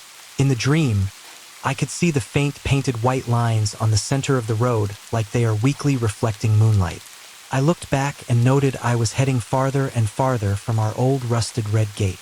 When I looked forward again toward the bridge, I saw a lady with long black hair and wearing a white flowing dress. She was at the side of the bridge looking down at the water. I couldn't see her face, but I thought she was a young woman, probably in her 20s. I think she noticed me. She went to turn her head in my direction. That's when I woke up. What a very weird dream, I thought. I got up out of bed to get some water when I noticed the lights on the living room were turned on. It was about 12 midnight, and my mom and dad were awake. I immediately told them that I saw the lady of the highway in my dream. New York parents looked at each other, and my mom told me that it's all right, and that I should go back to bed and pray before returning to sleep. The next morning, I learned why Mom and Dad was awake in the living room late last night. A bus bound for the city has hit a neighbor who was crossing the highway on his way home from work. He died on the spot, just a few feet away from the bridge. It was the same spot I stood on my dream. I felt sorry for the guy. He lived just a few houses away from ours. I heard my grandparents and other elders in our compound talking, saying that the lady of the highway has claimed another life again. They talked about an elderly woman who got hit by a speeding truck nearby in the previous year. An old family friend. She was selling homemade pastries on the streets and probably miscalculated her distance from the road. She also died on the spot. I never talked about my dream with anyone again. I thought it was just plain coincidence, but I was also pretty spooked. Why would I see that lady in a dream within minutes from when someone died on that road? Then I thought that was the end of it. It was 1998 and it was getting colder. October came. I typically had naps whenever I got home from school. Out of the blue, I had this recurring dream each afternoon that I am out walking barefoot on the highway again. This time it was set in the afternoon and the sky was orange. The road was empty and I was just there, alone and walking toward the bridge. It's uneventful, actually. The first time I had that dream, I immediately asked my parents if something happened, and there was nothing. Just a harmless dream, I guess. It happened again for a few more days, and I hoped that would be the end of it. However, it felt like the dreams were building up to something. On Thursday afternoon, the dream was different. Was it a dream in the first place? I knew I was awake from my nap, and I was on the sofa in the living room. From the corner of my eye on my right, I could see my mom watching an afternoon drama on TV. On my left, I could see the lady. I'm sure it was her, with that long flowing white dress. I noticed that her hair was long and curly. I could make her face out, but I believe it was expressionless. What scared me though was that her mouth was open unnaturally wide. It's like it was forced open, and I could see her teeth and tongue all motionless inside her wide open mouth. I couldn't move or avert my gaze. Then, in a flash, she was a foot closer, now partially covering the television from my view. It happened again. I realized she wasn't walking.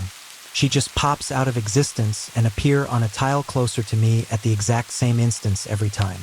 My mother was not noticing any of this. I couldn't shut my eyes. I know I was screaming, but I was not making any noise.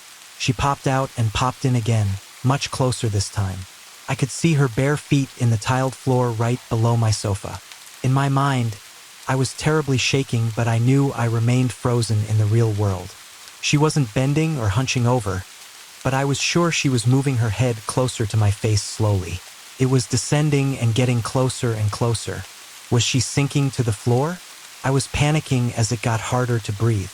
I was forcing myself to get up from lying on my side. Just as her face and widely open mouth was almost next to me, I managed to bolt up. It startled my mom, who panicked when she saw me. She asked what was wrong, as I was very pale. Mom then swiveled the electric fan to me and got me cold water. I noticed my hands were freezing, but I felt really hot.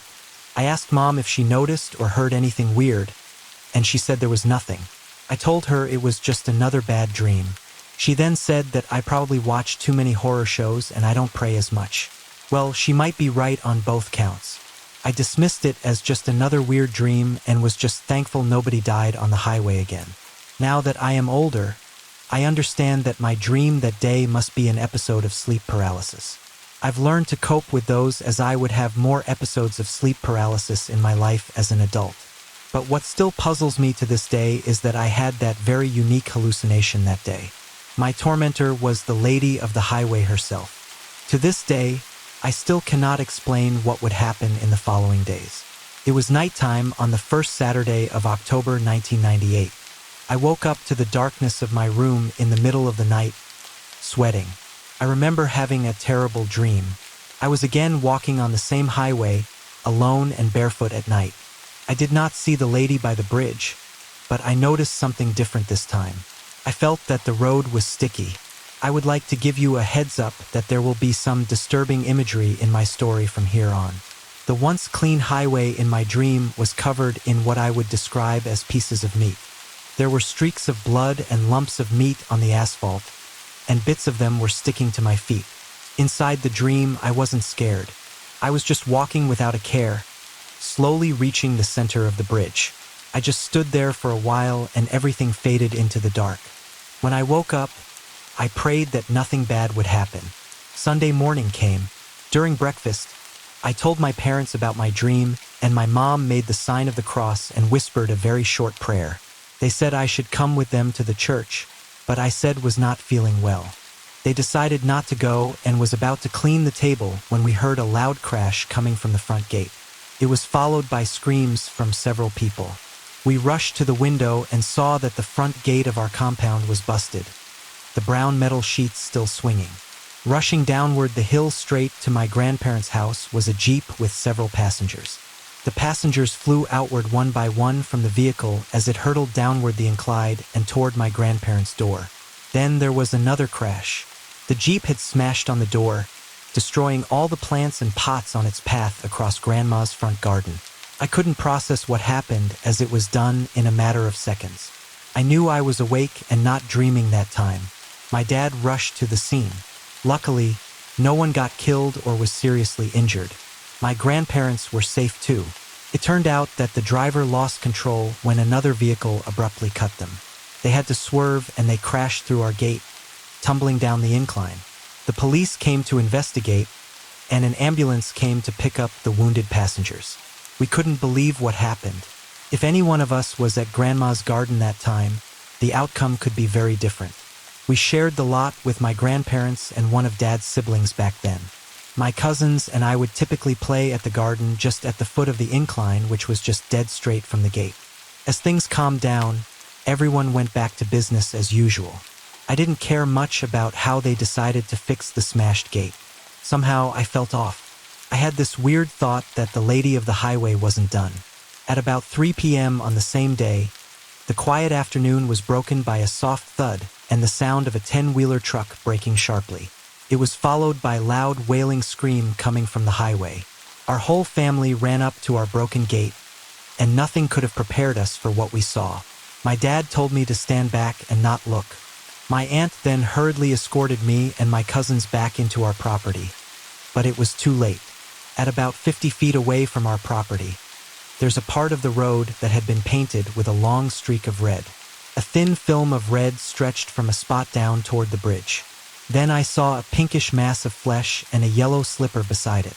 The slipper belonged to a kid younger than me. As my cousins and I were being escorted by my aunt back to our houses, we continued hearing the wailing screams. It was from the child's mother. I still cannot forget how visceral that scream was to this day. My dad was part of the town council, and we learned from him that the mother and child was about to cross to get to the other side of town. The kid suddenly broke away from the mother's hand for no reason and crossed the road by herself. It also happened that a 10-wheeler truck was fast approaching and it caught the child under it. The mother couldn't do anything. Everything was witnessed by the vendor running a small store close to the bridge. He too couldn't believe at what happened. All my younger cousins were crying. I don't remember how I felt exactly, but I had this disturbing thought that the lady of the highway wasn't done yet. I prayed that it would stop. We heard that the crying eventually stopped. The police and ambulance came, and then night came. At around 10 p.m., we heard 2 consecutive crashes. The noise sounded distant, but it was so loud that you could be sure it's from crashing and crumpling metal. I was still awake and I ran to the living room. Dad grabbed his flashlight and told me and Mom to stay and wait for him inside. We also noticed my uncle was getting out from the next house to check it out. From across the fence and through the broken gate, we saw lights turning on from a distance. Everyone in town heard the noise. A few minutes later, we heard the siren from police cars and an ambulance. Mom was nervously waiting with me for Dad to come back. We could see only the flickering red and blue lights from the police cars, and we thought they've also set up some floodlights to illuminate the area. Something bad happened on the bridge. About 2 hours later, my father came back home. He told us there had been a deadly accident by the bridge and there were several casualties. It involved an ambulance and a passenger bus. The ambulance was speeding along the Watermay Highway with a patient that needed emergency treatment.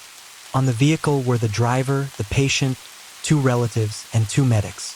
The first crash we heard was the ambulance flipping over and crashing to the side of the bridge. The next crash was from a bus crashing into it. The impact made sure there were casualties. It was a miracle that the ambulance driver survived with minimal injuries. Everyone else in the ambulance died. I did not see the scene. I only got the details from my father and the adults talking about the accident the next day. My dad said the ambulance driver was weeping and saying sorry over and over. The ambulance swerved out of control and flipped, and the bus heading in the same direction had little time to brake. The ambulance driver said that he just tried to avoid a woman who suddenly crossed in front of them. No one else was found near the scene that night. I couldn't stop thinking about what happened for a long while. What were my nightmares about? Were they really related to the highway or just weird products of my subconscious? Sometimes, I'd wonder if there was something I could do to prevent the accidents from happening. On hindsight, I was just a 10-year-old kid having nightmares. There had been 3 brutal accidents in a row that day, and there would still be a few more in the years to come. The drivers involved in the accidents would often say that someone tried to cross right in front of them. The townspeople invited a number of priests and pastors to bless the highway. They'd put a cross on the bridge and light candles there, Perhaps a way to remember the poor victims of traffic accidents there. Perhaps it's also a way to exorcise the place and bring peace to the spirit who allegedly haunts the area. I remember the town holding a vigil there and a couple of Catholic priests blessing a huge stretch of the road with holy water. Years would pass and I'd go to college and work in the city, only coming home to visit once in a while. The accidents became fewer and fewer to finally none in recent years. Has the ghost of the highway moved on? The dreams I had in the days leading to that series of accidents were really crazy, though. It still weirds me and my parents out whenever we talk about those once in a while. Perhaps people have become more conscious about driving safely. Of course, I believe the installation of more lights and traffic signage in the area helped a lot.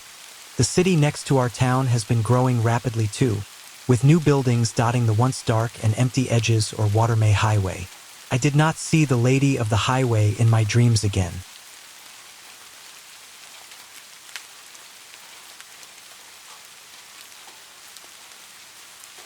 One of my childhood homes had a balcony that was attached to both my mother's bedroom and mine via big glass doors in each of our rooms. Next to the balcony were 2 trees. I often used to climb up and down one of them from the balcony.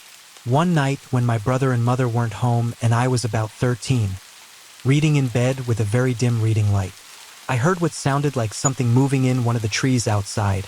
But this didn't worry me as possums and bats are common in our area. Now I had thin curtains on the glass doors that separated my room and the balcony, and the doors faced out towards the street where street lamplight was always visible through my curtains. Shortly after hearing the tree rustling noises, I see a shadow slowly move past the doors, at which point I immediately turn off my reading light and freeze like a deer in headlights. The shadow is tall, so it wasn't a neighbor kid and it wasn't my 5-foot mother. The person moved slowly, creeping as though they were trying to not be noticed. They wouldn't likely be able to see into my room, but I could see them thanks to the streetlights behind them. They moved past my doors out of sight. I sat there unable to move or even think about what to do other than be absolutely still. That is, until I heard another sound. The sound of someone trying to open a glass door. That's my mum's doors to the balcony. I didn't know if she had locked them or not, but I wasn't taking chances. I moved as quickly and as silently as I could to my bedroom door and locked it. I listened for what the person was doing now, and they were still jiggling the glass door handle. It sounded like the doors weren't opening. I felt relief as this person couldn't get in. Surely, all I had to do was wait for them to realize that, and then they would leave, right? Well, I heard light footsteps move back along the balcony to my set of glass doors until I saw his shadow stop directly in front of them. Again, I froze. He couldn't see me, and he couldn't know I can see him, could he? I saw a shadow of a hand reach up to my door's handle and my heart stopped. Had I actually locked those doors myself today? I was out there earlier. What if I forgot? The seconds leading up to him grabbing the handle felt like an eternity. But thankfully, when this person tried to open the door, it did not open. It was locked. I sighed such a sigh of relief I was worried he had heard it. After this, he began pacing the length of the balcony. I didn't have a mobile and the landline was at the other end of the house, but I was scared to take my eyes off of them. I was silently crying and praying they would just leave. Then I heard him stop moving. He then said, "I could just break the glass, you know." Before I could even process this, I saw car headlights turn around the corner of my street and then stop at our property gate. My mum was home. The person on balcony moved out of sight, and I heard a loud thump as they jumped off of it. When my mum came inside, I was hysterical and was barely coherent in telling her what happened. Eventually, I got the message across, and she called the police. They never found or caught anyone, but a neighbor reported a truck in the street that matched the description of a truck that had been reported recently for attempted child abductions near my school a block away.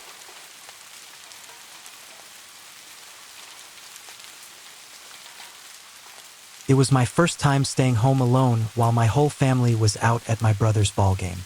I was 13, I think. I'm on the phone with a friend of mine feeling so grown up when someone beeps in on the other line. I tell her I'll be right back and click over lines. Then the creepiest voice I have ever heard says, "Hello, little girl. I'm the man in your basement." Honestly, I laughed it off and just hung up thinking it was a prank call. I was a pretty confident little thing, and my neighborhood was pretty safe. I figured someone was just messing with me, knowing it was my first time alone.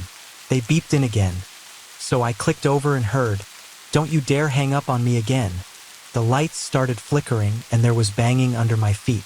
I know it sounds crazy, but my dog started freaking out and my cat ran away. So I assure you I wasn't imagining a thing. Our basement was actually just an area connected to the garage. Also, it wasn't finished. I heard what sounded like yelling and footsteps coming up the garage steps to get into our kitchen. I kept trying to hang up and call the cops, but every time I tried to, he was still on the phone. My friend told her parents what was happening, and they ran to the neighbor's house to call the police for me. I sat petrified with a broken rifle, a butcher knife, and a baseball bat behind my front door. It's the only place in the house downstairs that couldn't be seen from a window.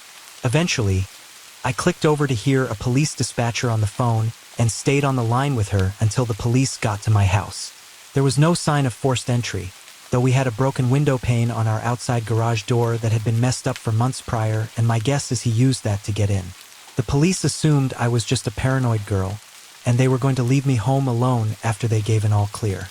Fortunately, a family friend had been driving by and saw the cops there and stopped to see if everything was okay. He gave me a ride to the school where my family was. They were skeptical that anything had happened, but we did get a security system not too much longer after that. My parents both got cell phones too. This was 1994, so cell phones weren't super popular yet. After that happened, I swear there was someone stalking me for years. I would leave my apartment locked and bolted and come back to find some appliances turned on. These include the stove and heater in the middle of the summer, and I swear I didn't just forget them. I lived in 4 different places and would get strange phone calls at every one despite being unlisted. Cars would randomly be parked down the road from a house and speed up and slam on the brakes as I would run inside. I'd hear loud bangs outside when I lived out in the country. Nothing has happened since I've been in my current house and married, but I am still super paranoid all the time.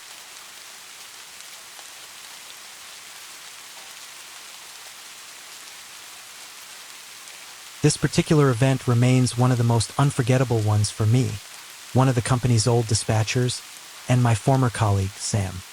It was a stiflingly hot evening, the kind where the air feels thick and oppressive, and even though it was nearing midnight, the temperature still clung to 84 degrees. We were both looking forward to finishing our shift at 5 a.m., hoping to avoid any more calls.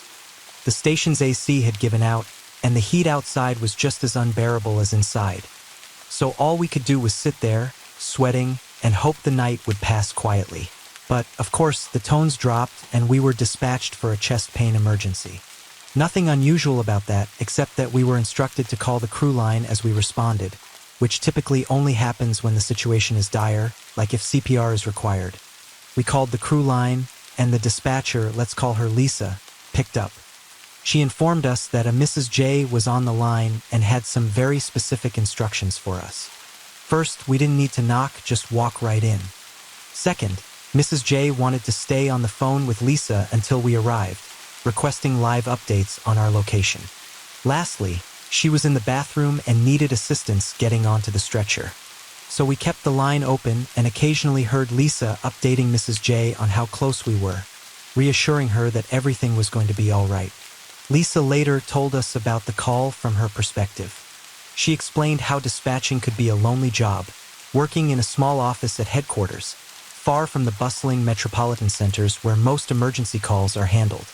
It was odd that Mrs. J's call had been transferred to their line, but Lisa took it in stride.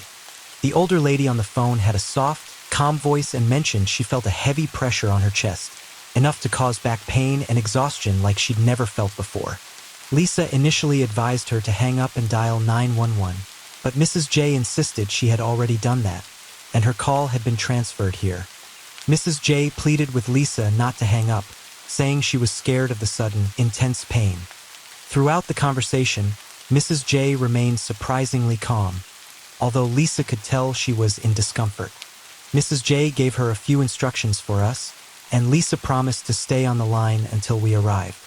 Despite everything, Mrs. J kept a lighthearted mood, even cracking a few jokes about how embarrassing the situation was, and how she'd surely have an interesting story to tell at church. She expressed confidence that she'd be all right, placing her trust in a higher power. Lisa admired Mrs. J's attitude, especially given the situation.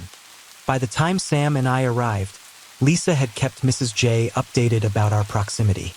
She mentioned how grateful Mrs. J was for the assistance and how much she appreciated not being left alone during a frightening experience. The call ended about 20 minutes after it began, and we hung up as well after we reached the scene.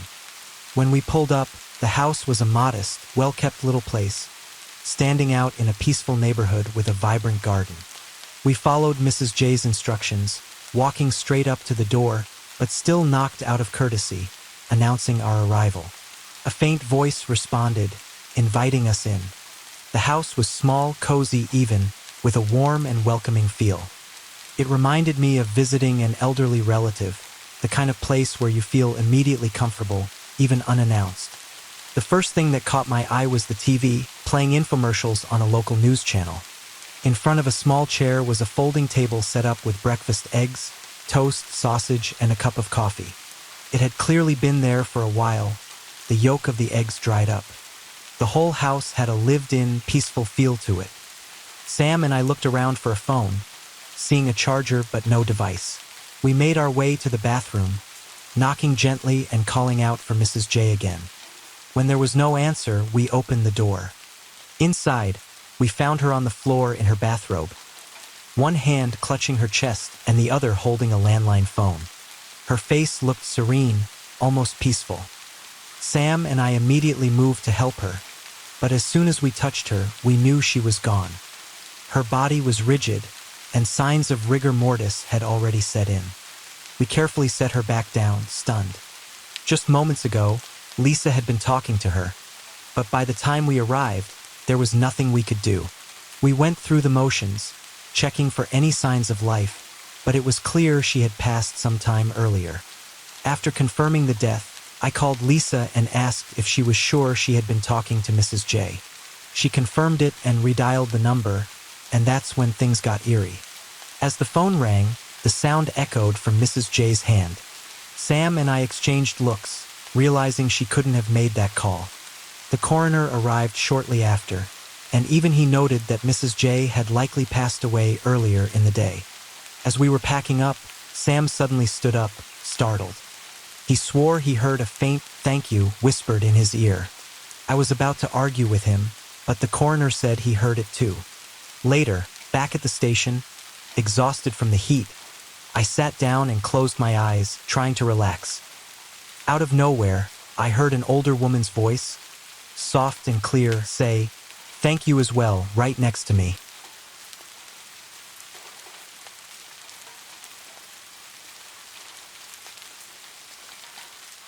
In October of 2016, I encountered what I believed to be an extraterrestrial inside my house.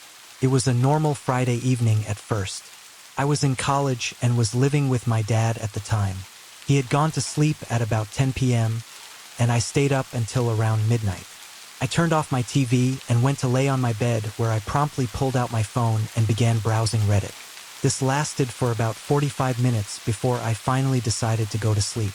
I realized that my throat felt a little dry, so I got up to get some water from the fridge. My room used to be a second living room off the kitchen, so there's no door on the frame except for a thick curtain. As I approached the curtain, everything was normal. The only thing that seemed a little off was how quiet it was. No crickets or cicadas were chirping outside, which there always were. It was quite unusual since I live in a secluded country ranch house. I could still hear my dad's white noise maker in his bedroom, though. I pulled the curtain aside to step out into the kitchen and experienced the single most terrifying thing in my entire life. Behind the curtain was what I believed to be an extraterrestrial. It was facing the hallway to my dad's room, and it was in a crouched position. We had a nightlight plugged in right above the kitchen countertop, so I assume it was trying to avoid that light. Its skin color was a sort of dark and metallic gray. As I pulled the curtain all the way back, the alien turned his head sharply to look at me. I gasped and was immediately overcome by an immense sense of dread and terror. I was quite literally paralyzed by fear. It stared at me for a couple of seconds, and then everything went black. I regained consciousness an hour later and was lying on top of my bed, the covers still made. My heart was pounding, and it felt like it was beating 1,000,000 times a minute. I saw something on my left, which was the darkest part of my room and had a door leading to our carport. Standing over my bed were 3 dark gray figures. They were tall, and their heads were nearly touching the 7-foot ceiling in my room. I turned my head, stared at them, and began to experience the same sense of terror as before. It was the exact same sense of dread and paralysis. I was unable to move, unable to speak, and unable to do anything except look. This time they looked at me for much longer than a couple of seconds. Felt like it lasted a full minute or more. At the end of that minute, the being in the middle leaned in a little bit and moved its hand toward my foot. Tapped its finger on my foot 3 times slowly. Each time it tapped, a strange sensation pulsed through my body. It was just a weird energy that I can't really describe. After the 3rd pulse subsided, the being stood straight again, and then everything went black again. I regained consciousness yet again a minute or 2 later. I was still on top of my bed, covers still made, and I immediately began to cry. I don't mean just a tear or 2. I mean that I was literally just bawling my eyes out for the next few minutes. Eventually, all that emotion subsided and I grabbed my phone from my bedside table. It was almost 2 a.m. I didn't end up going to sleep at all that night. I just sort of sat there on my bed trying to explain to myself what just happened. In the year since this has happened, I've yet to come up with an explanation that doesn't involve aliens, demons, ghosts, or some sort of paranormal phenomenon. I thought of sleep paralysis at first, but I never went to sleep before I saw the first one. I was wide awake still when I went to get a drink of water. I wasn't dreaming because I hadn't yet gone to sleep. When the 3 came right after I thought that, it could be sleep paralysis since I woke up on my bed and was unable to move or even scream when they looked at me.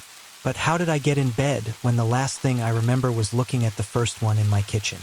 I know you hallucinate when experiencing sleep paralysis, but how did I see 3 distinct beings that essentially remained motionless? And what the hell was that sensation whenever it tapped my foot? If it was sleep paralysis, I've never had it before, and I haven't had it since. If it was some sort of spontaneous mental breakdown, I've never had one before and haven't had one since. If it was just some bad nightmare, when did I go from browsing Reddit and getting a drink of water to asleep and having a nightmare? Every time I think about it, I get an uneasy feeling just thinking about the dread I felt that night. It makes me feel squirmy and nervous. That night felt like death, but I don't know if whatever was in my house or whatever I imagined was malevolent. I don't know if they hurt me or did anything to me or my dad. I don't know if I was crazy, sleep deprived, or actually encountered aliens in my house. I've seen and felt some strange things before and after, including lost time. I've also seen what I believe to be UFOs and animals on the ranch we live on being mutilated. The lost time thing was a little freaky. I was texting my brother about Fallout 4 in the middle of the morning. I was in the middle of a response, lying on the bed in my room when time seemed to skip. All of a sudden, I was sitting on the couch in the first living room, opposite the kitchen to my bedroom. 7 whole hours had passed, and I didn't remember any of it. There were 2 texts from my brother about an hour apart. The first of which was him asking if I got his text. Then the second was just a couple of question marks. I was confused and didn't really know what to do. The UFOs thing is self-explanatory. I've seen lights fly over my house in the night. There is an airport about an hour away and I see planes on occasion, but these lights are always either too fast to be a plane, too slow to be a plane, or too quiet to be a low-flying helicopter. The animal mutilation thing is the saddest part for me. I have about 10 barn cats that I feed regularly. They keep away rattlesnakes and bugs and whatnot. Most of them are spayed or neutered and vaccinated, but new ones show up still and get pregnant somehow. Every so often, one of them gets killed by a mountain lion, stray dog, coyote, or by other cats. It's gruesome, but it happens. However, there have been a couple in the past few months that have made no sense and all have been the same way. They would have a single cut down the middle of their bodies, running from their jaw all the way to their genitalia. The cut goes all the way through their sternum and everything. It's always perfectly straight, and none of their internal organs or anything is damaged. It's like someone took a razor or something and slit them, We found them on our driveway and the private road leading to our driveway. There's never any blood, and the cat is just dead on the ground, already in rigor mortis. It makes no sense, and it makes me sad because I've raised most of those cats since they were kittens.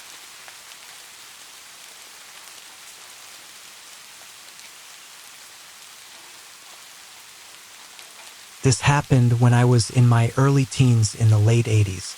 My family lived in a very secluded forested area.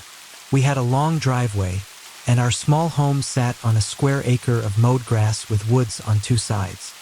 I was alone late one night talking with a buddy from school. I often rode my bike to town over the summer, and he invited me to come over and spend the night. It was a 20-mile trip over completely empty country roads, but it was always an adventure, and I seldom hesitated to go when I had a place to stay. I told him it was a sure thing. I call my mother at work and then start my ride. Here's where it gets creepy. Once I hung up the phone and started getting dressed all black. I picked up the phone again to call Mom. The line was dead. This had never happened before. It was a sturdy rotary phone, and we never had problems with it. My thoughts instantly went to the small phone box at the back of the house. It was a tiny round junction with nothing but a rubber covering. Behind the cover was the exposed connection between the phone pole and our inside line. The wires were twisted together and capped, but completely vulnerable. I questioned why I would even think about that. Why would I jump to conclusions about the cause of the dead line? I was overwhelmed with a feeling of dread that didn't make sense, and I was wrestling with my thoughts. I decided to behave as though I was in real danger, but calm myself by focusing on how unlikely it was and how my imagination was probably getting the best of me. But I could not shake the feeling that I was in trouble. I finished dressing and strapped a buck knife to my hip. The old Rambo knives with the compass in the stock. It was cheap but very big. I moved quietly and planned how I would leave the house. I remember this very well. I would slide out the front door and pull it closed behind me. Locked. I would not be able to get back in. I would grab my bike from against the wall on the enclosed porch, spin around, and use my elbow to press the button of the handle on the screen door and jump down the concrete steps. I'd hop on my bike and speed down the drive. It was very dark outside, but there were bright lights in the front and rear of the house that created big pools in the yard. That's all the light I would have. I executed my maneuver just as I planned, but my elbow slipped off the button on the handle and banged into the door as it opened, and within seconds I was pumping down the gravel drive. I turned my head to the left, filling my ears with the roar of air I was cutting through, and stopped pedaling, my eyes fixed on the rear of the house. I was 100% sure someone was coming. I don't know how or why. It was only for a moment, but I didn't look away despite my own skepticism. At the last instant, I saw him. A man wearing dark clothes and a ski mask came tearing out of the lit yard around the back of the house and plunged into the deep shadow along the side, heading for the front, where I had been only seconds ago. I was invisible, wearing black from head to toe, and instead of running straight for me, he went for the porch where the commotion I just made had come from. I turned forward and leaned into the pedals. I could barely see the driveway, but I had ridden my bike down it many times at night, and I could make out the large stone gate posts before the dirt road. I almost wrecked turning the corner, but recovered and speeded away. About a mile further, I finally stopped at the intersection of a paved road. My heart was pounding in my chest and my forehead was sweaty. I stood there for a bit and got my breathing under control while I tried to digest what had just happened. My thoughts were racing. I knew damn well what I saw, but I was out of danger. All I could do was press on. My neighbors were Amish and had no phone. I wouldn't have known what to say anyway. When I got to my friend's house much later, I told him what happened and called my mother. She listened and didn't give me a hard time, but I could tell she didn't know what to think. She wouldn't be home till morning and said she'd be careful, and that was it. I had heard laughter once from the edge of the woods, and things in the yard had been moved on occasion, but no one else had these experiences, and I assumed it was backwards Amish kids fooling around. Nothing had ever really happened before. I doubt Amish kids would know how to disconnect a phone line, though.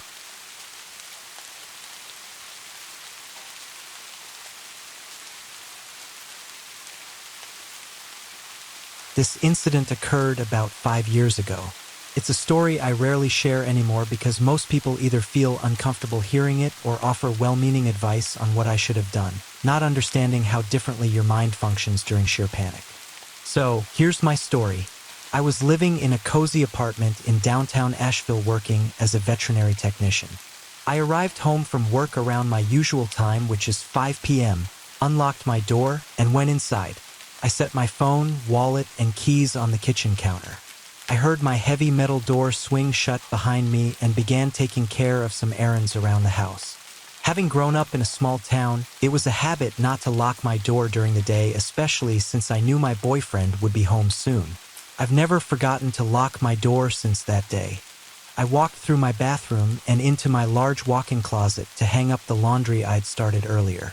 My front door opened and I smiled, thinking my boyfriend was home early. I called out to him cheerfully. There was no response and just silence. A sinking feeling crept up my spine. I tried to shake it off, thinking he hadn't heard me, and walked out into the living room. Standing on the other side of the kitchen counter was a complete stranger. He was an older man, maybe in his 50s, just standing there, staring at me. No mask, no weapon. He's just watching me. At first, I thought he'd walked into the wrong apartment and would apologize and leave. But as he continued to stare, I realized I needed to act. I stood taller, tried to appear more threatening, which is hard as a small woman, and in a loud, clear voice, told him to get out of my apartment, that he had no business being here. He ignored me completely and began picking up my things. My cell phone, my keys, my wallet, and put them into his pockets. That's when I truly realized this person was dangerous. Until that moment, I naively believed this was a mistake. I dashed toward the only other device that could get me help. It was my laptop. I had to move closer to the intruder to reach it, but I still had about 10 to 12 feet between us, so I knew I could grab it and run before he reached me. As I picked it up and turned to run, he started moving toward me. I sprinted back to the bathroom because it was the only place where I could put 2 locked doors between us, the bathroom door and the closet door. I slammed and locked the bathroom door, and within seconds, I heard him trying to open it. I ran into the closet and locked that door too, opening my laptop and getting on Facebook Messenger to contact my boyfriend. I sent frantic messages, pleading with him to call 911 and tell them there was an intruder in the apartment. He got the messages within minutes and assured me he had a dispatcher on the phone and was leaving work to get to me if he could. I waited and waited.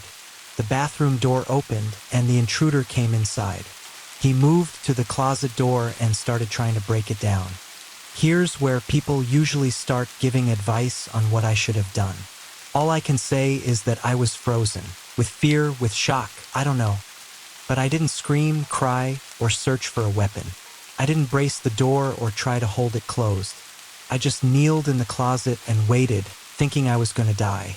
People say that in an apartment, someone would have heard if I screamed, that surely there was something in the closet to defend myself with. Why didn't I do anything? I don't have an answer, but the closet door miraculously held. I heard frustrated footsteps going back out into the living room. I heard things breaking, bottles shattering, drawers and cabinets being flung open. I continued to sit in that closet, silently crying, wanting to leave but feeling that death was inevitable. I messaged my mom, who lived 12 hours away, telling her what was happening. I desperately wanted comfort and to tell her how much I loved her. I'm not a parent, but I can only imagine the fear and helplessness she felt, knowing her daughter was in danger and she could do nothing. She kept messaging me, begging me to keep replying. I told her I would as long as I could, but I also told her to tell my siblings I loved them, to help my boyfriend through whatever happened if it ended badly. The intruder started messing with the closet door again, mumbling disjointed words. I remember hoping the police would arrive before my boyfriend, that he wouldn't be the one to find me in whatever state this invader left me in. The front door opened again, and it was my boyfriend shouting for me. The intruder walked out to the living room again, and I opened the closet door and darted out to find my boyfriend pinning him to the ground. The man kept mumbling, sometimes yelling, but didn't put up much resistance. This part is a blur. I remember feeling like the room was spinning, filled with fear mostly from my boyfriend at this point. Eventually, the police arrived. Took them about 20 minutes, which still blows my mind. From the time my boyfriend dialed 911 to when officers arrived, it was 20 excruciating minutes. This isn't to bash them, but it felt like an unusually long response time for a home invasion. They got my things back from the man and took him out of my apartment. I numbly went through filing a police report, telling them what happened. One of the officers commented that I should keep my door locked at all times. I felt he was being insensitive, blaming me for what happened, but later realized his words came from experience. I'm sure he's seen this situation end differently for others. Within 30 minutes, the scariest incident of my life was over, but I've carried the fear, the violation, the anxiety of having someone intrude into my space for years. If it happened once, it could happen again. If you've made it this far, thanks for listening. If something similar has happened to you, and you're still struggling with the aftermath, the sleepless nights, the nightmares, the constant checking and rechecking your locks, here's what helped me. A year after this happened, my boyfriend and I moved to a safer town in the Midwest for his job. We chose a nice apartment complex, a third-floor unit with only one point of entry. I researched the neighborhood's crime statistics, finding only an isolated car theft reported in decades. But I still couldn't sleep at night. It was better than staying in the same apartment in Asheville, but my boyfriend often works night shifts now, and I couldn't continue being terrified to sleep at night. I realized my biggest fear wasn't that something could happen again, but that if it did, I was just as unprepared as before.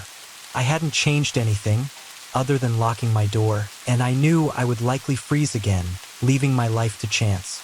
I walked into a martial arts school with a good self-defense program, introduced myself, and started taking classes. I've been training for years now, and the difference is unbelievable. The meek, quiet girl who waited to die in her closet doesn't exist anymore. I am confident, I am strong, I am worthy of living and protecting myself in my home. I'm no longer ashamed of how I handled that situation, but I also know what steps to take to ensure my safety. It wasn't easy, and it didn't happen overnight, but it was worth it. I recognize this might not be an option for everyone. Your experience is valid, and however you decide to cope is the right choice for you.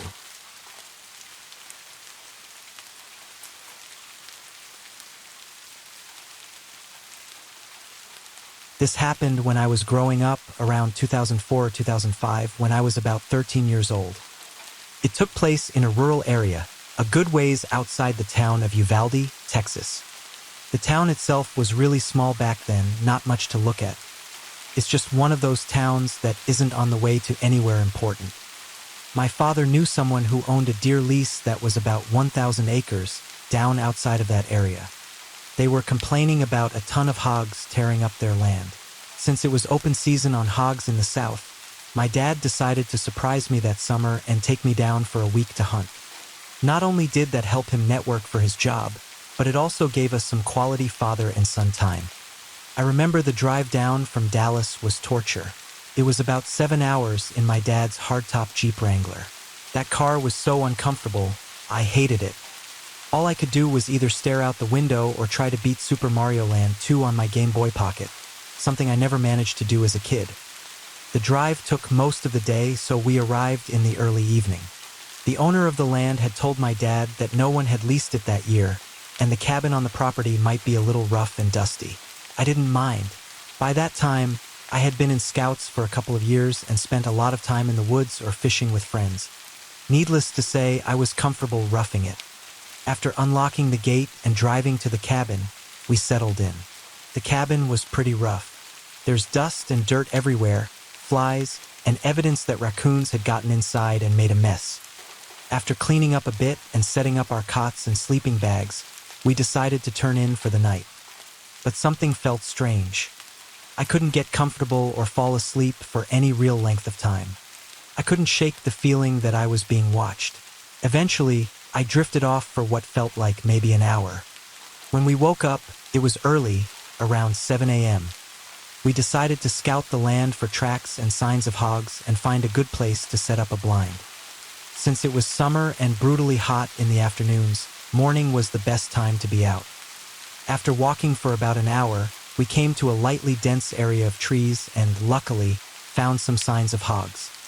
There's typical torn-up ground where they'd been rooting. We followed the signs into the trees, and I was looking for more when my dad suddenly stopped me with his arm. I looked up and saw someone standing about 50 yards away, partially obscured by the trees. This was private land, so they definitely weren't supposed to be there. We had confirmation from the owner that no one was around, and the gate had been locked when we arrived. The person was wearing a bright red jacket. We slowly walked toward them, and my dad called out, "Hey, we're hunters. This is private land." The person didn't move at all. They were completely still. We were about 30 yards away and could see that the figure was turned away from us, with hands in their pockets. What struck me as odd was that the person was wearing a ski jacket and pants. It was the middle of summer in Texas, where it was about 98 degrees by then. My dad called out again, but there was no reaction. He told me to stay behind him and unsnapped the clip on his pistol holster. We only had that since the rifles were back at the cabin. We cautiously approached from the right side, and my dad told me to stay put about 20 yards away. I crouched down, watching as he circled around to the front of the figure, all the while talking to it, asking if they were okay. When he finally got around to the front, my dad suddenly stood up straight with a confused look on his face. I called out, "What's wrong?" And he replied, "It's a mannequin." I walked over to where he was, and as I got closer, one thing really stood out. The clothes on the mannequin were brand new. No dust, no sap, no bird droppings. There's nothing to suggest it had been outside for more than a day. At that moment, I looked at my dad and could see the worry on his face. Almost immediately, I felt that eerie sensation again, like we were being watched, and I could tell my dad felt it too. I wanted to cry. I was suddenly terrified. My dad whispered, "We're leaving right now." He grabbed my hand and drew his pistol, scanning the area the whole way back. I tried my best to hold back tears as we hurried back to the cabin.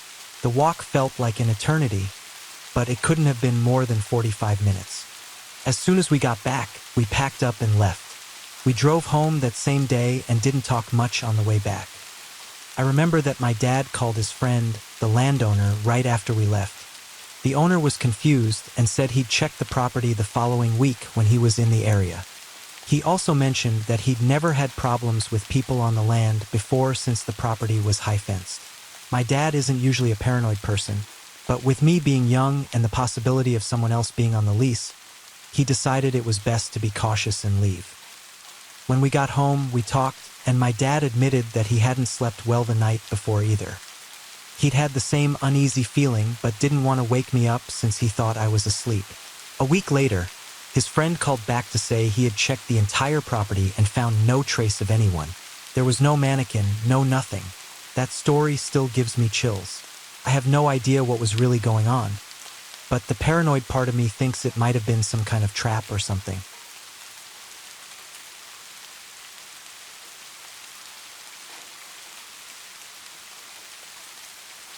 I grew up in Ohio in the 70s, and my childhood friend Joe and I were outside every chance we got. Joe lived on a farm that bordered a large forest, and my parents would drop me off in the mornings, and we'd stay in the woods all weekend. We'd only come out for school. We loved pretending we were frontiersmen, building shelters, setting traps, practicing fire-making with sticks, the whole 9 yards. By the time we got to high school, we got the idea to pull a Stand By Me, based on the movie of the same name that had just come out.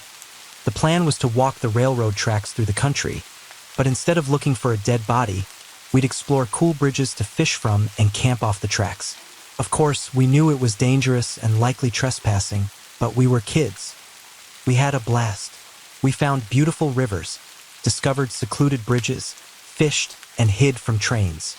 At night, we camped in the woods near the tracks, making small, hidden fires. Nothing bad ever happened. It was idyllic. We enjoyed it so much that we did it multiple times without any problems. After high school, Joe and I went our separate ways. We both left home but stayed in touch and always tried to coordinate visits when we could. One summer in the mid-90s, we both happened to be in town for about a week. We'd spend time with family during the day, and at night, We'd either grab drinks at a bar or sit around a fire at Joe's house, reminiscing about the old days. One night, we got to talking about our Stand By Me trips. Well, nostalgia mixed with beer is a powerful thing. We decided to take a day, walk the rails, camp out for a night, and walk home the next day. When the day came, we started early.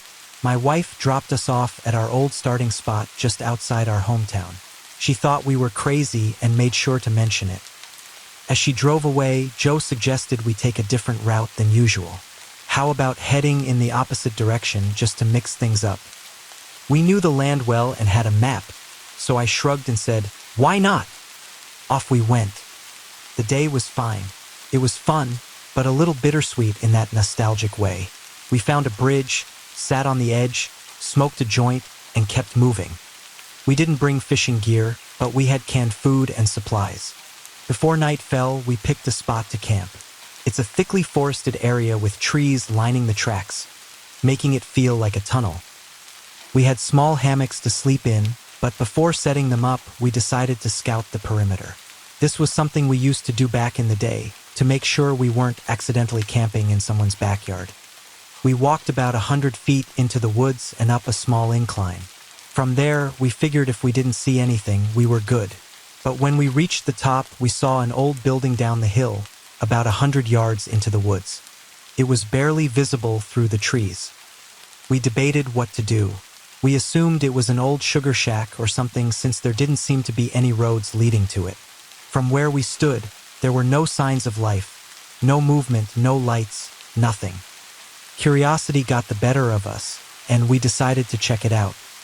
As we approached, we realized it wasn't a sugar shack. It was an old church. The building looked like it had been abandoned for years, its wooden planks almost black from moss and rot.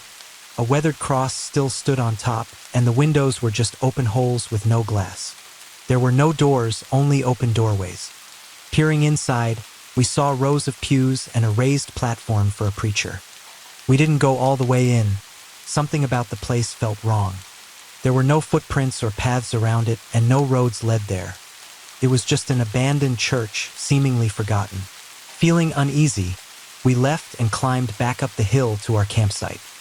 The hill between us and the church made us feel a bit better, but we were still on edge. We chalked it up to the natural creepiness of stumbling upon an old, decaying church in the woods. As night fell, we set up our hammocks and decided to call it a night, planning to head out first thing in the morning.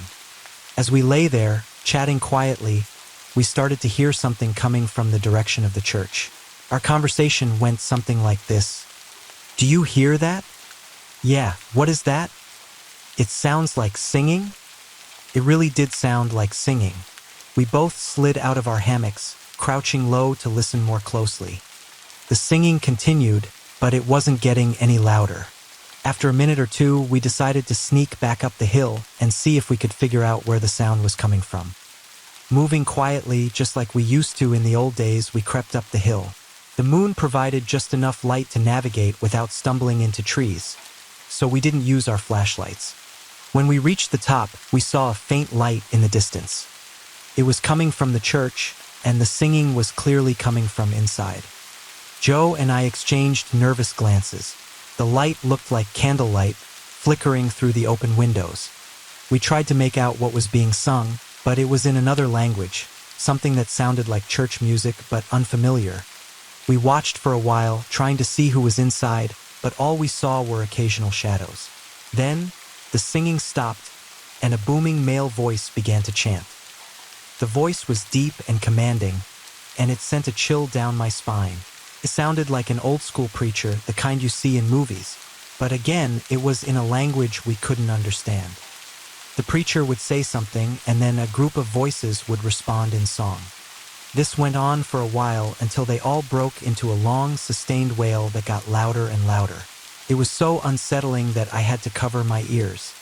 And then, just as suddenly as it started, it stopped. I was about to suggest we leave when Joe grabbed my shoulder and whispered, "They're coming out."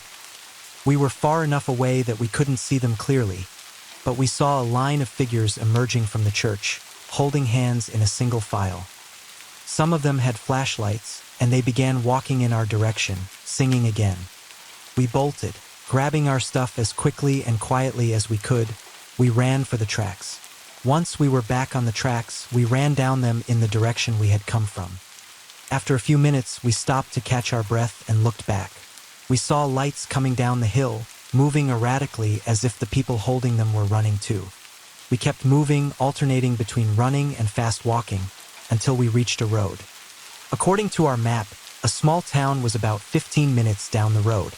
We made it there, found a 24-hour gas station, and called my wife to come pick us up. When we told our friends and family, most of them thought it was just kids messing around. But those voices didn't sound like any kids I've ever heard. I still don't know who or what those people were, but that night in the woods remains the creepiest experience of my life.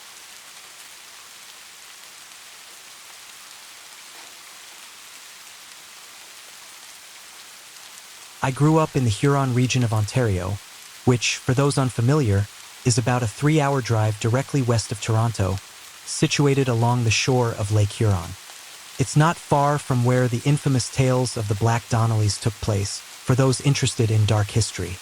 While I was in high school, there was a teacher who often shared his experiences from a small, forested area called Lob's Bush. At the time, I wasn't too familiar with it, but many locals knew it as a haunted place where people had unexplainable, yet eerily similar, encounters. What made this teacher's stories even more intriguing was his firm belief that he didn't believe in the paranormal. He would tell us what happened, but always concluded with, "I don't believe it, can't explain it, I'm just telling you what happened." A few years later, in the winter of 2017, after having graduated from high school and started my first year of university, I came back to my hometown during winter break to visit family and reconnect with friends. If you've experienced small-town life, you'll know that one of the typical pastimes for teens like us was to stock up on cheap reservation cigarettes, hop into a beat-up car, and drive around smoking, chatting, and listening to terrible music until either the gas tank or our supply of smokes ran out. Most of us were between 16 and 18 years old at the time, so this was the most exciting way we could think to spend our time. On this particular break, I was thrilled to see my friends again after a few months away at university. After a few hours of driving around, catching up, and enjoying the freedom from schoolwork, we decided to stop at a random bush trail so some of us could smoke weed. As we walked down the trail, I started to feel a shift in the atmosphere. I didn't want to ruin the mood, so I kept my thoughts to myself, but I felt a sense of unease, as if something was watching us and didn't want us there. I couldn't shake the feeling and kept glancing over my shoulder, checking to make sure we weren't being followed. The trail was surrounded by new trees that curled overhead, creating the impression that we were walking into the mouth of a giant creature. We only made it a few hundred meters down the trail when we noticed that the calm night was quickly turning into a winter storm. Agreeing that we should head back before the weather worsened, we retraced our steps toward the car. By the time we got there, the wind was howling, and the snow made it difficult to see even a few feet ahead. We piled into the car and started driving toward the nearest town, intending to wait out the storm at a friend's place. However, as the snow continued to fall heavily, we misjudged a turn and slid into a ditch. After some back-and-forth frustrations and half-hearted attempts at getting the car out, we ended up stuck for 5 hours before local police rescued us. During that time in the ditch, I finally mentioned the unsettling feeling I'd had while walking in the woods. Surprisingly, everyone else admitted they'd felt the same but hadn't spoken up. Then our friend, who had been driving and was familiar with the area, casually revealed that we had been walking through Lob's Bush. Fast forward to the following year, during my second semester reading week, I was back home with my friends. We decided to revisit Lob's Bush, as none of us had returned since our misadventure. The weather was warmer, and the night was clear, with the moon illuminating our path. This time, as we walked, I recognized some of the landmarks I'd missed the first time. Without the oppressive snow and wind, the forest felt much less intimidating, and I began to enjoy the walk, chatting and laughing with my friends. After a while, we came to a clearing where the trees parted to reveal a field bathed in moonlight. On one side of the trail, a small stream cut through the grass, creating a peaceful, almost picturesque scene. We found a spot to stop, and as we were settling in, one friend suddenly pulled out a Roman candle and decided it would be fun to set it off. As the fireworks shot into the air, they pointed it in various directions, sending sparks flying across the field and toward the woods. The shots were mostly harmless, but one of them ricocheted into the woods, and within seconds, a blood-curdling scream erupted from the darkness. We all froze, unsure of what we had just heard. The scream lasted an unnervingly long time, rising in pitch and volume. It was unlike any animal I'd ever heard, a deep, primal roar that rattled my chest. As soon as the scream stopped, one of my friends yelled for us to run, and we bolted toward the field. We didn't stop running until the scream started again, this time even louder and angrier. Whatever it was moving toward us and fast. We ran as hard as we could, eventually breaking through the woods and into the open field. The scream cut off abruptly as we reached the edge of the forest. Shaken but relieved to be out of the bush, we made our way back to the car, too unnerved to speak much about what had just happened. Once we got back to the road and saw the car in the distance, we finally began to relax. We piled into the car, started the engine, and were just about to pull away when one of my friends in the front seat screamed for the driver to go. Without hesitation, the driver reversed and sped off. As we drove past the woods, I glanced back, and for a moment, I saw two large, reflective eyes staring back at me from the darkness. They were set far enough into the woods that I couldn't make out the figure behind them, but I could tell that whatever it was far larger than a human. The sight of those eyes shook me to my core. I felt like prey, and whatever was watching us was the predator. It knew we were there, and it had been watching us the whole time. Later that night, once we had calmed down, we talked about the experience. We all heard the same screams, felt the same sense of dread, and two of us had seen the eyes. None of us could explain what had happened, but we all agreed that it was something beyond our understanding. After that night, I spent a long time researching what we might have encountered. I eventually came to believe it was something akin to a skinwalker, a shape-shifting entity from indigenous folklore. I shared the story with a few indigenous elders I knew, and they all agreed that it sounded like a skinwalker.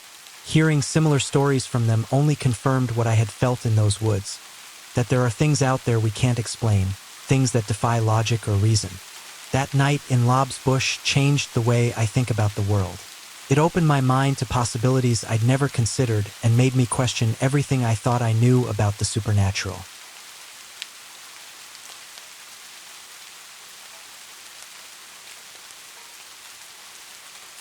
A few years ago, I was renting a house in Northern California. The neighborhood was just outside the suburbs. It seemed like the perfect balance of having space and having nice neighbors close enough not to feel isolated. The area had no street lights, so it was very dark at night, especially if there were clouds blocking the moonlight. It didn't bother me, though. It made my little house feel even more quaint on dark nights. I got home from work one day in midwinter. It was a cloudy night, so pulling up to my house, I saw only what my headlights and front porch light illuminated. When I got out of my car, I caught a whiff of cigarette smoke. That was odd, as I had never smelled that before around that house. I didn't see anyone nearby, so I ignored it and went inside. I had just got off a shift with a few hours of overtime, so I felt pretty tired. Even though it wasn't even 7 yet, I decided to take a shower and call it a night. I woke up sometime later sure that I had heard a noise inside my house. I wasn't worried right away because my friend would sometimes stop by to use my shower after work on his way to his night classes. I even gave him a spare key so he could stop by even if I wasn't home. He would always text me to let me know beforehand, though, and I hadn't heard my phone go off. I reached over to my bedside table and picked up my cell phone to see if my friend had sent me a text. The bright light from my phone screen and number pad blinded me. These were the days before phones had a light sensor that would dim the screen in the dark, and this particular phone was so bright I could use it as a flashlight. Through squinted eyes, I could make out that it was 9-something, but I couldn't tell if I had an unread text or not. I set my phone aside and called out my friend's name. There were a couple of seconds of silence before I heard loud footfalls as someone started running through the bottom floor of my house. I leapt out of bed and ran to the closet. They were already up the stairs by the time I had opened the door and stepped inside. That house had 3 rooms upstairs, 2 bedrooms on either side of the hallway, the one I was in and a spare, and a bathroom at the end. The bedroom doors were both closed, but the bathroom door was cracked open. I heard whoever was in my house thunder down the hallway past my door and into the bathroom. Thank God he did. That gave me enough time to open the attic access in the ceiling of my closet and hoist myself up. I had just started to lift myself up when the person ran back out of the bathroom. My feet were barely inside of the attic when my bedroom door burst open. I heard footsteps run into my room and stop. When they didn't see me in that room, they ran back to the hallway and into the other room, which just had boxes stacked in a corner, some weights, and a table where I painted my miniature models. I guess they decided that if someone were hiding, it would be in the bedroom because they charged back into my room and turned on the light. A moment later, the closet door was ripped open. I was crouched in my attic just a foot or so away from the access, so I could try to stop them if they started to climb up. From my vantage point, all I could see was from about their knee down. They were wearing dirty blue jeans with frayed cuffs and worn work boots. After a few seconds of looking in the closet, they stepped away and I heard a loud crash come from my room, followed by a scream of frustration and anger. That scream was the most unnerving part of the incident for me. It reminded me far too much of my stepfather, who would scream in a similar way when he lost his temper. He would eventually be put in a mental hospital for several mental disorders that resulted in erratic and violent tendencies. The man in my house ran back down the stairs. I heard crashes and clatters as things were thrown around and furniture was knocked over. I stayed crouched in the attic. I had left my cell phone when I ran for the closet, and I wasn't certain I could climb down without him hearing. After some time, the noises stopped. I started counting slowly. When I reached 1,000, I decided it was safe enough to climb down and call the police. The first thing I noticed when I exited the closet was the intruder had flipped my bed over. I assume in an attempt to find me. That was the loud noise I had heard after he stepped away from the closet. I couldn't find my cell phone, so I went to the landline by the bed and called the police. I waited in my room until I heard them call out from downstairs. The first floor was a mess, but I had expected that. Chairs had been knocked over. The sofa had been flipped. All the books, pictures, and knickknacks I had on my shelves were strewn across the floor. The cupboards in the kitchen had been opened and all the boxed and canned foods had been thrown to the ground. As far as I could tell, though, the only thing missing was a single knife out of the wooden block in my kitchen. The police checked the house from top to bottom.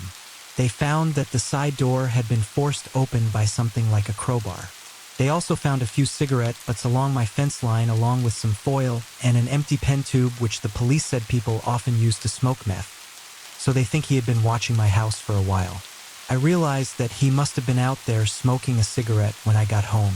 They collected up the evidence and told me I should stay with family or friends that night and get that door fixed as soon as possible.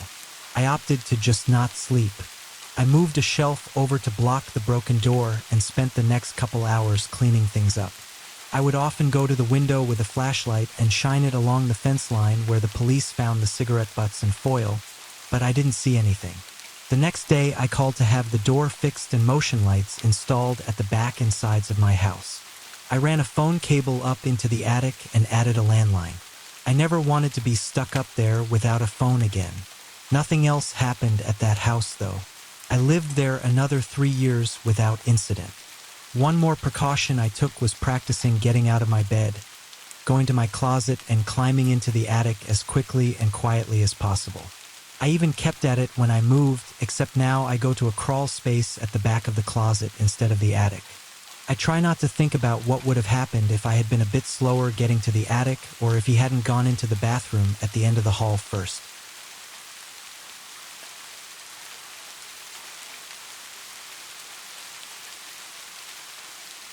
This story is unfortunately true. I've changed names and ages slightly for privacy. I grew up in the Sierra Nevadas. It's a beautiful part of the world, with sprawling pines, rugged mountains, and crystalline lakes. I wasn't big on camping, but I spent a good part of my childhood weekends hiking with family and friends. Many summer days were spent tubing on the lake. The summer I turned 16, about 10 years ago, my cousin Celia, came back from her first year of college, and her boyfriend, Jay, was visiting to meet her family and friends. Jay, like most tourists, wanted to go on a hike with lake views. Celia and I decided to take him on one of our favorites, a moderate hike through the woods on a gentle incline that peaks at a hollow in the trees overlooking Lake Tahoe. Jay had some hiking experience, albeit in less rugged terrain, and we thought this hike would be a fun challenge with the spectacular views he wanted. It's an in-and-out trail that takes about 2 to 3 hours to the top and 2 to 3 hours back down. There are some smaller trails that branch off, offering steeper inclines or winding paths down towards the lake. The three of us set off on the hike on the first Saturday of Jay's visit. The trail isn't the easiest to find, but it's really popular with locals because of the view and the general lack of tourists.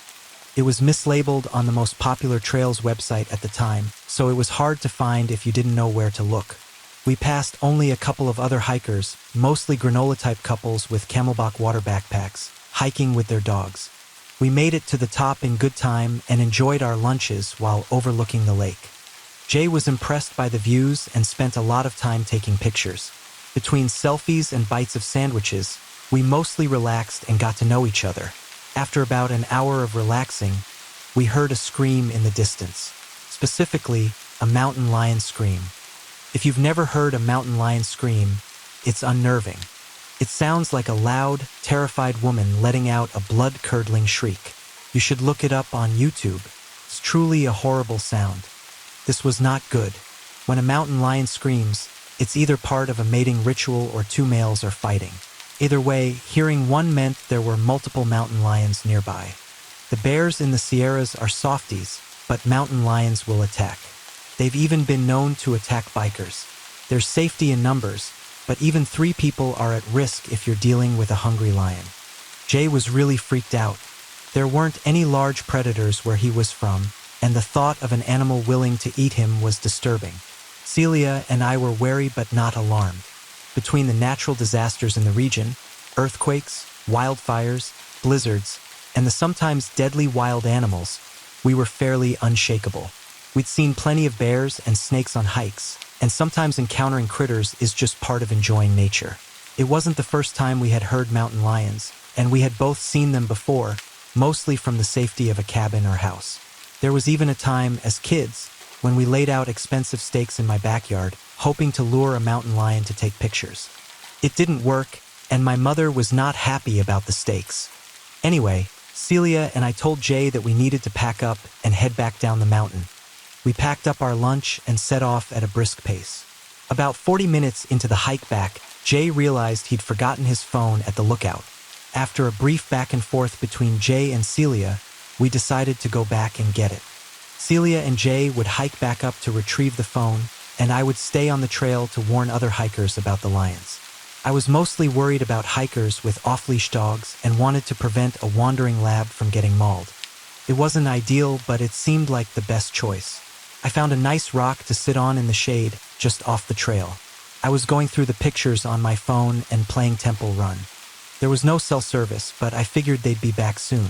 Celia and Jay had been gone for about 50 minutes when I heard the scream again. It was hard to tell, but it seemed closer than before. I started to get nervous.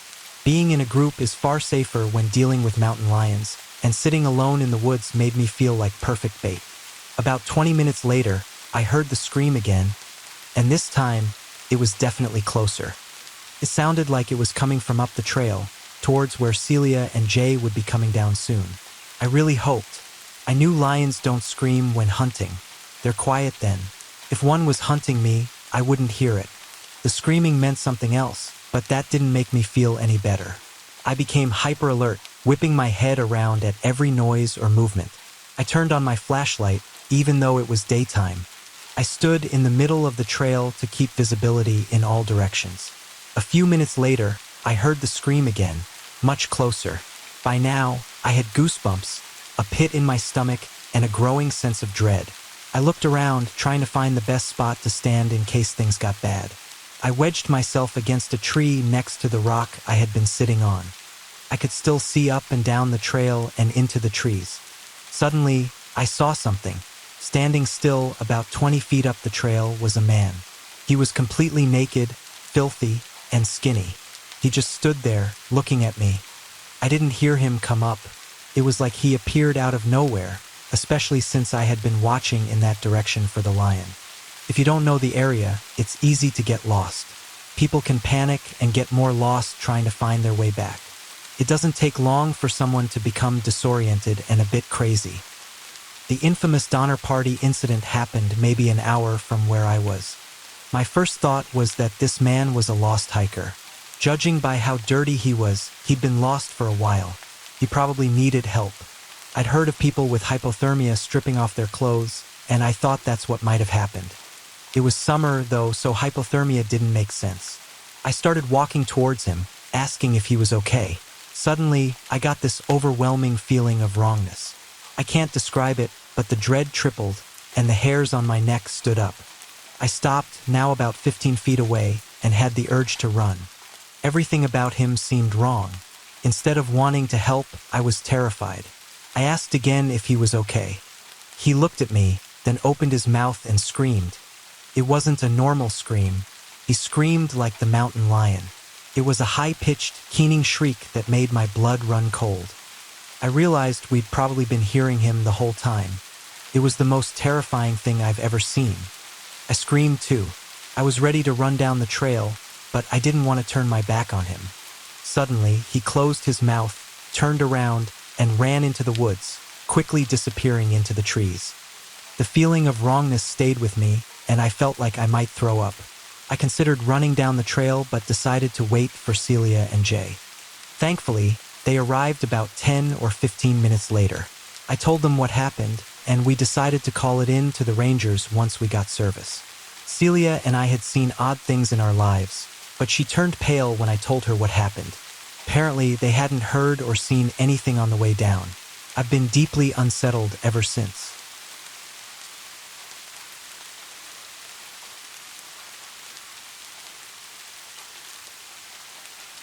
My mother's friend was deployed to North Sumatra as part of a reconnaissance team during a period of unrest.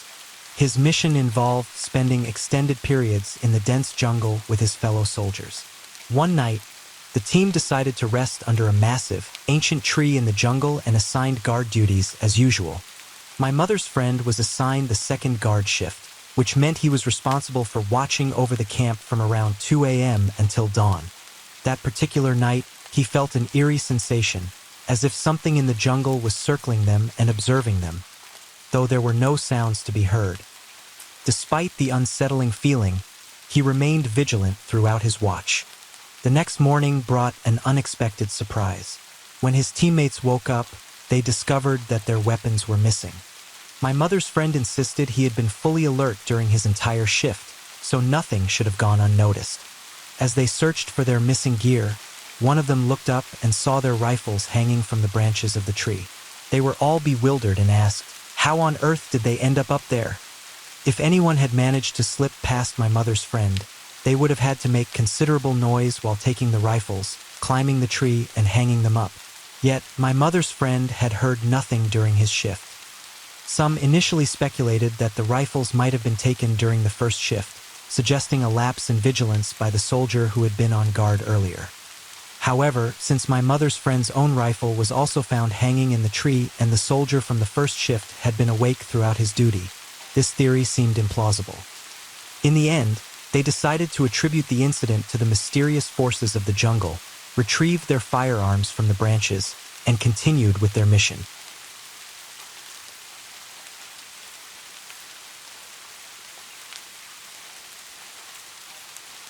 This incident took place a few years ago in Riverside. I was a 24-year-old brunette woman trying to save every penny. I was stopped at a red light when someone rear-ended my car from behind. They sped around me, ran the red light, and attempted to flee. I knew from work that any accident had to be reported immediately or we'd face serious consequences. So I decided to follow the person, and they eventually pulled into a dimly lit parking lot just before the highway. It was 11 at night and the area was poorly illuminated. I stayed in my car, explained the situation to the 911 operator, and waited. A woman emerged from the driver's side and a man got out from the passenger side. They approached my driver's side door and started talking to me. I opened my door to communicate, but the man immediately started pleading with me not to call the police. I apologized but explained that I had no choice or I could lose my job. He became irate and tried to pull me out of my car to show there wasn't any damage. Still on the phone, I attempted to close my door and the woman began crying. Suddenly, the man yanked open my driver's side door and lunged at me. He tried to grab my phone, but I resisted. Frustrated by my refusal to hang up or hand over my phone, he punched me in the face. Angry, I kicked him in the groin. He struck me again and managed to seize my phone, throwing it 30 feet across the parking lot. I watched it bounce along the pavement as they got back into their truck and sped off. I retrieved my phone, which was still functioning and not broken, and called 911 again. I reached the same operator. I reported the assault and she dispatched both the police and an ambulance despite my protests. I waited alone in the parking lot for 20 minutes before the ambulance arrived, feeling frustrated that no police officer had shown up yet. My lip was slightly busted, and while the medics could understand my reluctance, they offered to stay with me until the police arrived. Another 15 minutes passed before a patrol car finally arrived, and the ambulance left. The officer who took my statement barely paid attention. When I tried to follow up on the case, I couldn't get in touch with him, and all my coworkers were outraged.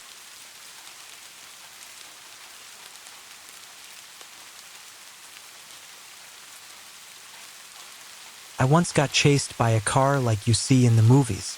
I was a 19-year-old student when this incident occurred. To earn some extra cash, I worked part-time delivering pizza in the evenings and on weekends. I rode a scooter for the deliveries, which had a top speed of about 50 kilometers an hour or 30 miles per hour. It was a warm autumn evening and the sun was just setting, creating poor visibility in certain directions. I was familiar with the road I was on and knew it would soon narrow ahead. What I didn't anticipate was a car speeding toward me from the opposite direction with its headlights off. I couldn't see it because the sun was glaring directly into my eyes. We nearly had a head-on collision at top speed, and being on a scooter, I would have likely sustained severe injuries. I managed to swerve out of the way at the last second. In my frustration, I gave the driver the finger for not using their headlights in such conditions. I remember the car vividly. It was a bright green Honda Civic with silver rims. A few days later, I saw the same car waiting at a stop sign as I and some other vehicles passed. I was returning to the pizza place and needed to turn left onto the street they were on. I decided to have a bit of fun. I crawled past the front of their car. As I went by the driver's window, I noticed it was slightly rolled down. I glanced inside and saw a massive, intimidating guy with a buzz cut wearing the most ridiculous pair of sunglasses. Next to him sat a stunning brunette. The guy immediately started shouting and cursing at me, and I instinctively retorted, "Come at me!" I instantly regretted it because this guy was not someone I wanted to mess with. I'm fairly tall, but this dude was on another level. I sped away from the car as quickly as I could, but moments later, to my horror, I saw the green Civic in my mirror. The guy was now chasing me. I pushed my scooter to its limit, but he could easily catch up in his car. There was a roundabout ahead which I knew I could take at full speed. The car, however, couldn't navigate it as quickly. This gave me a brief lead, but it only took a few seconds for him to be right on my tail again. He was now tailgating me and I was terrified. Not satisfied with just following me, he pulled up alongside me with his passenger window rolled down. He's yelling at me to stop so we could talk. I had no intention of stopping. He was edging closer and the girl was watching me intently, our vehicles nearly touching. Then I saw my chance. There's a narrow side street to my right. I slammed the brakes and slid into the street. It wasn't my plan to lock the rear wheel, but it sure looked cool. But it wasn't over yet. The guy saw my move and braked hard too. Once again, he was right behind me. Suddenly, I spotted a tight alley on the left. I made a sharp turn into it knowing the Civic wouldn't fit. I sped back to the pizza place as fast as I could. Sometimes, I still see that bright green Civic and I make sure to hide or quickly turn into another street to avoid it.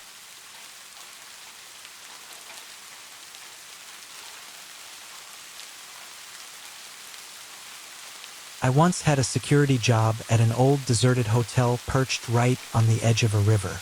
The structure was unique, with many of its rooms featuring balconies that extended over the water. By the time I was there, the hotel had long since closed and been completely stripped by its previous owners. One night, as I was stationed in the security office, I heard a distinct creaking sound coming from the floor above. The building was constructed with wooden framing, so it made a familiar groan whenever someone moved around. This sound, however, was unmistakably that of footsteps traversing the hallway directly overhead. I decided to investigate and made my way up to the second floor. The hotel was only 4 stories tall but stretched out for what seemed like miles. The hallway was stark, with exposed walls, doorless rooms, and only a single dim light bulb hanging from the center of the ceiling. Given my experience with horror films, I knew this could be a recipe for trouble, but it was my duty to ensure no one was trespassing. I ventured down the hallway, determined to uncover the source of the noise. About a quarter of the way down, I heard some rustling coming from one of the rooms. I gripped my heavy-duty flashlight and cautiously approached the doorway. Peering inside, I discovered that the sound was just the wind blowing through a loose curtain.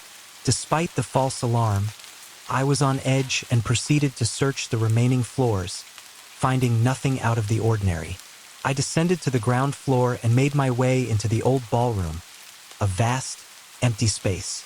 Out of the corner of my eye, I noticed movement and swiftly directed my light towards it, ready to confront whatever or whoever was there. To my dismay, the intruder turned out to be my own reflection in a shattered mirror. That was the last straw for me. I promptly left the building and spent the remainder of the night in my car parked outside. 2 weeks later, the hotel was consumed by a fire. To this day, I remain convinced that someone or something was inside the building that night, though I never found any concrete evidence to support that belief.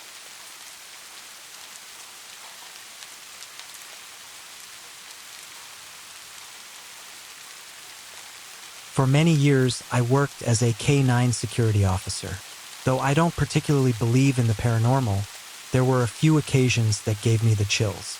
One site I frequently patrolled with my dog was an old, historical farmhouse. To reach it, we had to walk about a half a mile down a worn dirt path flanked by woods on both sides. Some people claimed the place was haunted, if you believe in that sort of thing. One especially dark night, whether it was due to an overcast sky or the absence of a moon, I can't recall, but it was pitch black. About 2/3 of the way to the farmhouse, my dog Max started acting strangely. I could feel his tension through the leash. He began to emit low growls every few steps, and his ears twitched as my flashlight beam moved back and forth. Though it was dark, I was sure his hackles were up. About 100 meters after I noticed his odd behavior, he surged ahead of me, something he only did when sensing a threat. He stayed about 2 meters in front of me for a bit before stopping abruptly and growling at the darkness. Despite my scanning with the flashlight, I couldn't see anything. After years of working with Max, I had learned to trust him more than any person. During one of my scans, I caught sight of about 6 sets of eyes reflecting back at me from the woods. I was certain they were coyotes, but the sight sent shivers down my spine. Max and I retreated to the car and reported it as a clear patrol. Whether it was something supernatural or not, I wasn't about to let my partner face off against a pack of ghostly coyotes.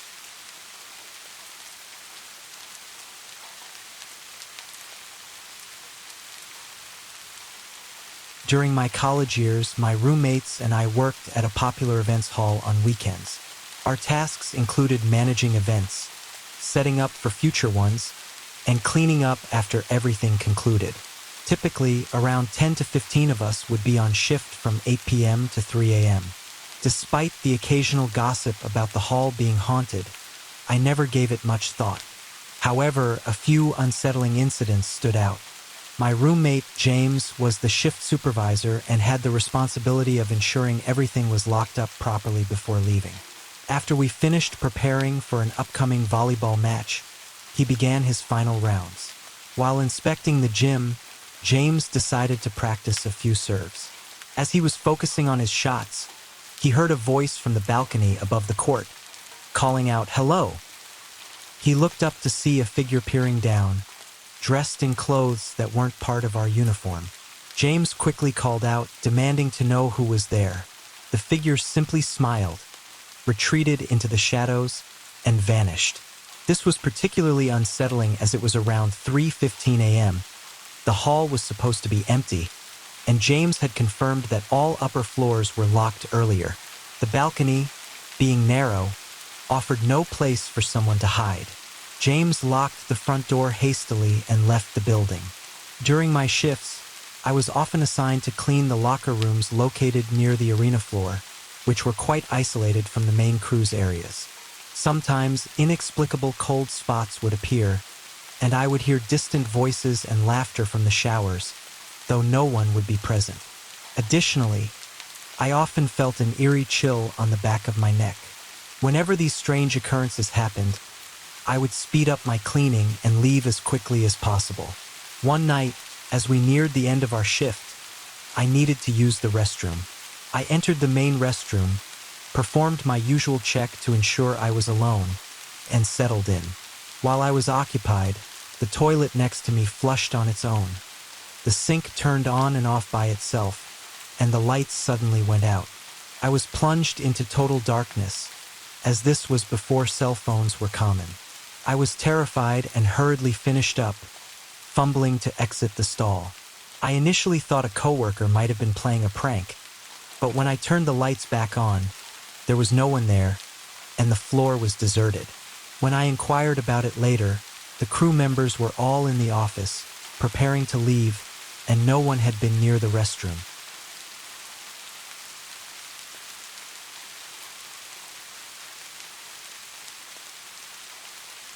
I worked at Kohl's for 2 years, and right before Christmas, there would be a massive influx of new merchandise. They usually had a team of about 12 people stay overnight one night to get the new Christmas items out. I volunteered, and we were winding down at about 2:30 a.m. I was in the back near the linens, which in my particular store was right beside the stockroom in the back corner of the store. There was an end cap with some picture frames that were on clearance to my left, and I was trying to arrange some comforters a few aisles away.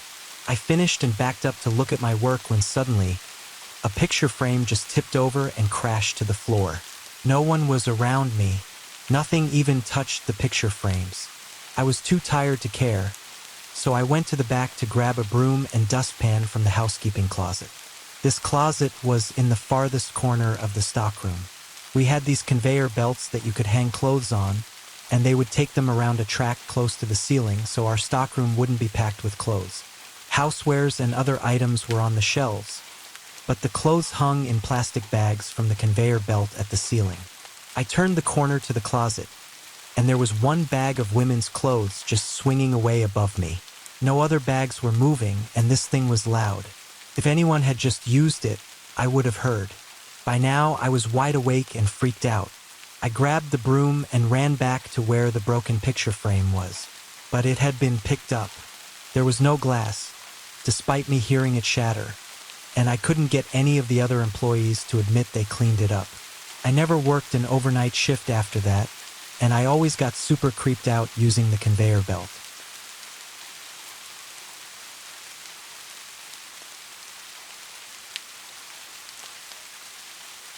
Where I lived was a broad avenue with 2 large clusters of homes. The houses were arranged like 2 giant circles that you would reach after traversing a narrow dark lane. The street was lined with a few grand old residences and a rectory. As I passed the rectory, I noticed a small battered blue Ford Fiesta approaching me. The closer it got, the slower it moved, and the driver was practically craning his neck to get a look at me. There was nothing discreet about it. The car nearly came to a complete halt as it drew level with me, and I started to feel a surge of panic. There was no one else around, just me and this peculiar guy. Determined not to let myself get flustered, I quickened my pace and refused to look at him. He drove off as far as I know. I continued walking home, which was only a 5-minute straight path from there.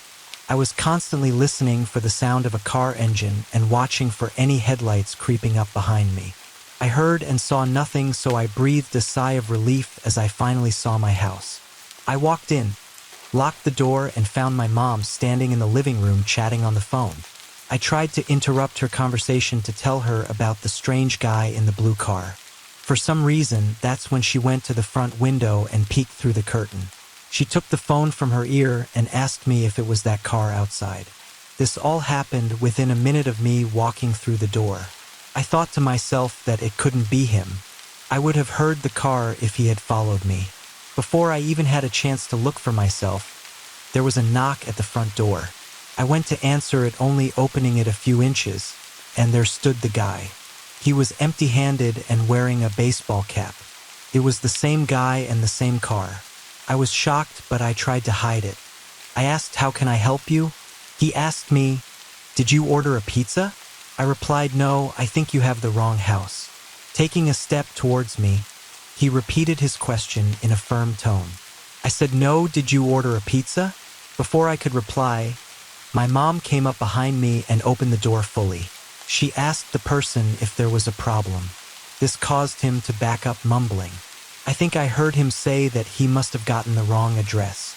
He then slowly walked to his car and drove off. Needless to say, we were both quite spooked and made sure everything was securely locked up.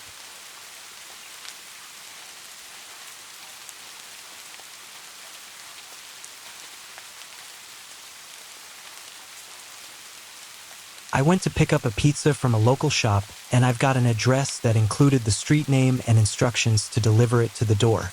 When I arrived at the designated address, I found myself at a park. It was daytime, so I figured the customer had simply made a mistake. I called the customer and a woman answered. I explained the situation and mentioned that I was at the park. She seemed confused and claimed she wasn't familiar with the area. This struck me as odd. Then I noticed two men approaching fast from across the street. I locked my doors as a precaution. Thankfully, I did that because one of them went to the back door of my car while the other approached the front door. They were both trying to open them forcefully. I quickly accelerated, nearly knocking over the man at the front. While still on the phone with the woman, I told her, "Ma'am, I have to go. Two guys just tried to get into my car." She started laughing and said that those are the ones picking up the pizza and they're just young guys. I responded, "This isn't funny, ma'am." I turned around and one of the men claimed he had called the police, accusing me of trying to run him over. I retorted, "I don't know who you are and you tried to open my door." He insisted that the app says you were supposed to deliver to the park. I argued that that was impossible as he didn't place the order. The police arrived and fortunately saw through the men's story. The officers agreed that I had felt my life was threatened. Despite one man's claim about his app, mine clearly stated the address and to deliver to the door. The police provided me with a case number, just in case the men decided to pursue the matter. The officer reassured me, saying he doubted they would, and advised me to go about my day.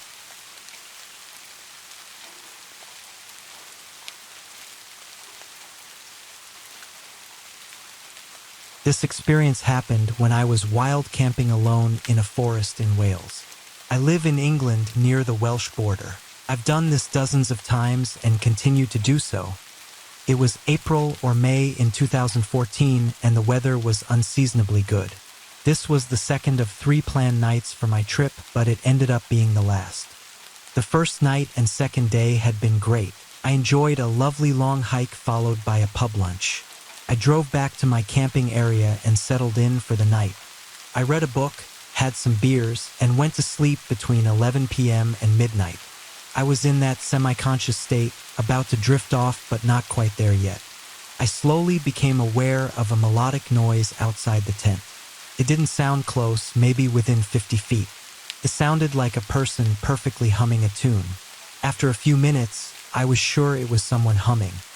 When I say perfectly, I mean it sounded like a professional singer.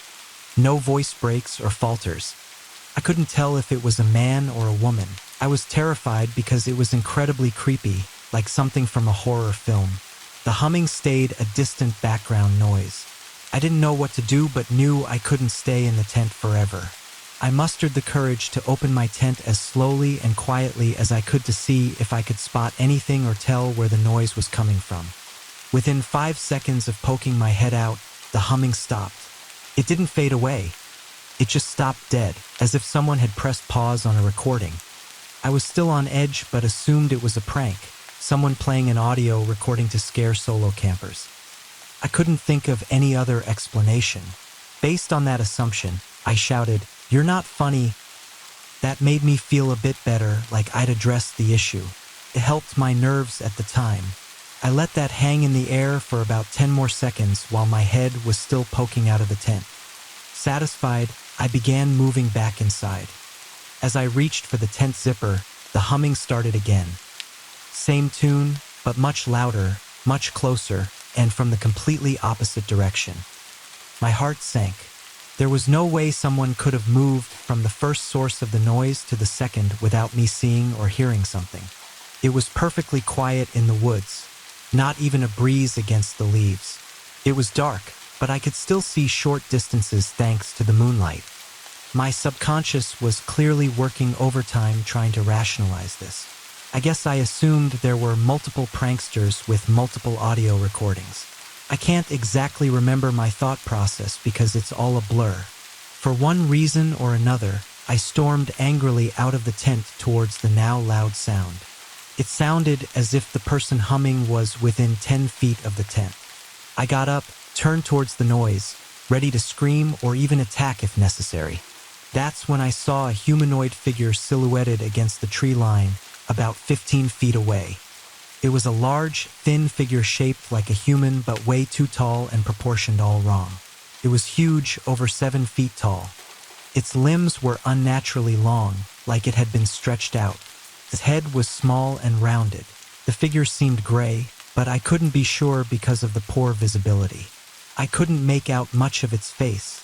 It was shrouded in shadow. I didn't notice any features like eyes, mouth, or nose. It stood quite still, facing directly towards me.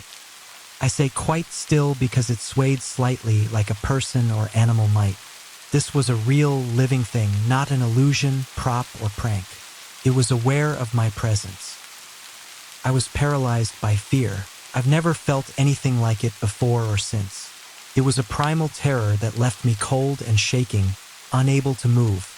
I distinctly remember thinking I needed to get away but couldn't physically move. It was the most terrified I have ever been. As I first laid eyes on the creature, the humming stopped and it started humming again. But this time, it was softly singing my name in what sounded like my voice. It didn't sound right, though.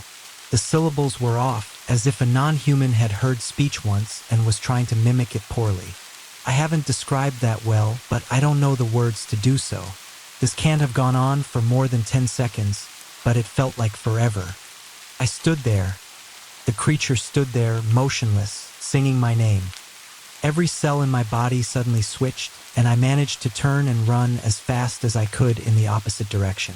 For maybe 2 minutes, I sprinted through the woods in just my socks and PJs, with no other thought than putting distance between myself and that thing. I had no idea where I was going or how I'd make it back to my tent.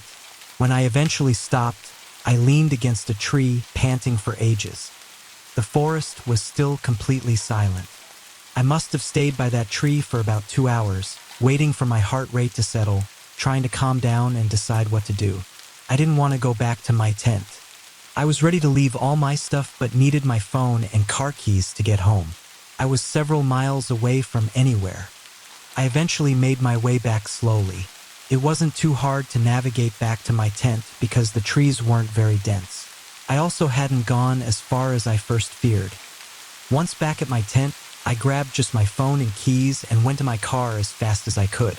I spent the rest of the night sitting in the back seat on my phone, shaking. I didn't even try to sleep. Once the sun was up, I went back, packed my stuff, and left as quickly as I could. After that, I took a 2+ year break from solo camping, something I normally do every 3 to 4 months.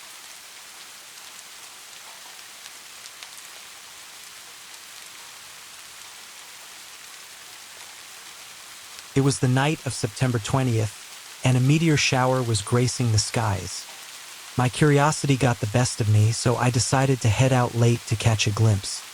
It was exactly 1 a.m. when I stepped outside. I stood in the middle of the quiet street in front of my house, gazing up at the clear night sky, watching comets streak across the darkness. I was alone, surrounded by the stillness of the night. Across the road from my house, there's an expanse of dense forest that stretches for miles, untamed and eerie. Living in British Columbia for 6 years, I've heard the local legends about the Wendigo, a creature feared in these parts. As I stood there, mesmerized by the celestial display, I began to hear odd noises. It sounded like the snap of a twig coming from directly in front of me, maybe 100 yards away. At the time, I didn't pay much attention to it. However, after that night, I did some research and the pieces fell into place. The strange events that unfolded led me to believe that I might have encountered something far more terrifying than I initially thought. The sound was distant, but I remembered reading a story where someone mentioned that the further away a Wendigo's noises seem, the closer it actually is.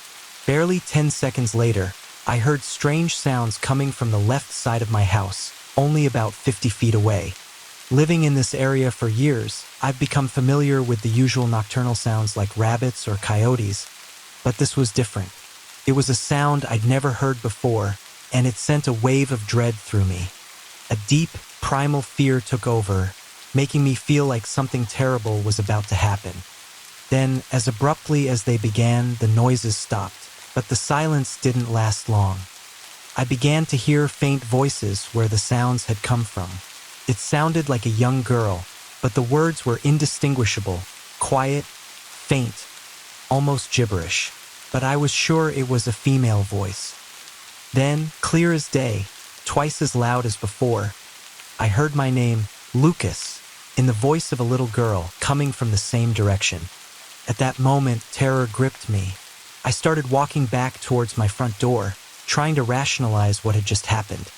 I remembered reading that Wendigos are known to mimic human voices, especially those of people they've heard, to lure their prey.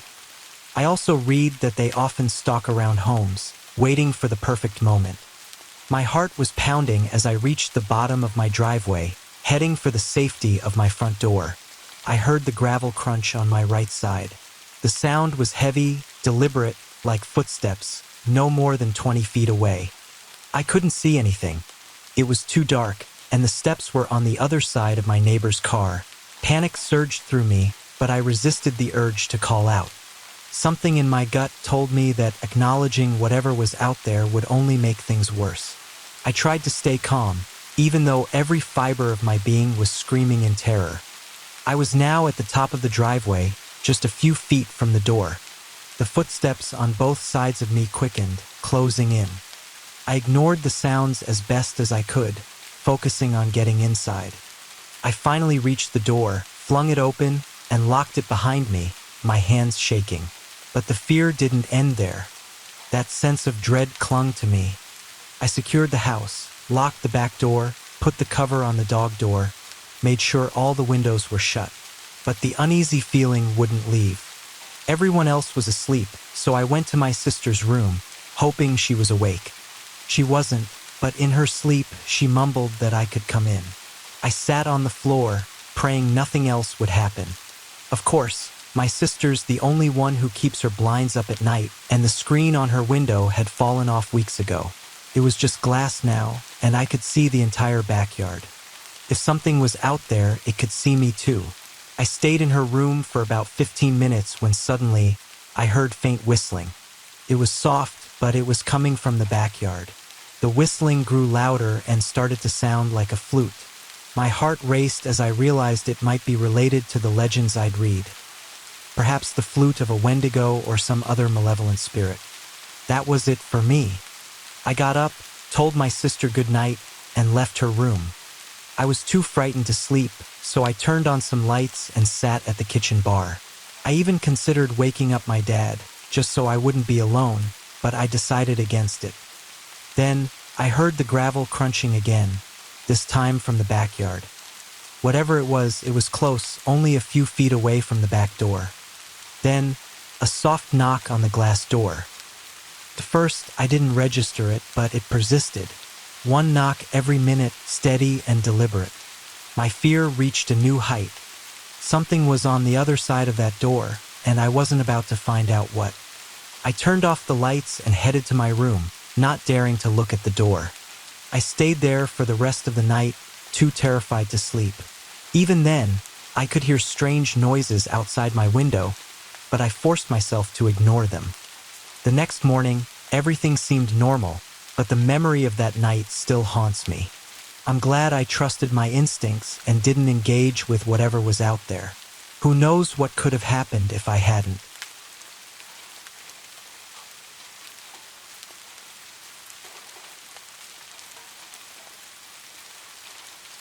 This happened at our family's remote cabin in the forests of Montana. The cabin is in a very isolated area, with the nearest neighbor living about 2 miles up a dirt road on the mountain. We decided to head to the cabin in mid-May, right after school got out, but we couldn't have a fire because the wood was too wet from the spring rains. My family drove up from southern Washington, joined by my 2 uncles and their kids. My mom, stepbrother, and I were also there, but no one else was around. The first night went smoothly. We spent the evening drinking root beer, at least for me since I was 12, shooting cans with BB guns and playing poker and other card games. We had a dinner of spaghetti, followed by roasting marshmallows, before heading to bed around 10:30. To understand the strange events that followed, you need to know the layout of the cabin. On the left side of the house, there's a staircase lined with old Christmas lights we never bothered to take down. On the second floor, there's a hallway with a balcony on the right side that overlooks the dining area and living room. On the left side of the hall, there are 3 doors, each leading to a bedroom. The first bedroom has 1 bed and no windows, and since there's no attic, the ceiling is around 25 to 28 feet high. In the second bedroom, where I slept with the other kids, there were 2 bunk beds and 1 regular bed. I slept on the top bunk on the right side, my stepbrother on the bottom bunk, and my cousins on the other bunk bed. There's a single window about 18 feet above the second story, so it's roughly 28 feet off the ground, facing the deep woods. That night, I lay in bed, wide awake thanks to my messed up sleep schedule. I found myself staring at the treetops illuminated by the moonlight when suddenly, a pale creature darted across the window. Keep in mind, this window is on a flat wall 28 feet up with no windowsill. The creature looked drained of blood, with deep red stains covering its skin.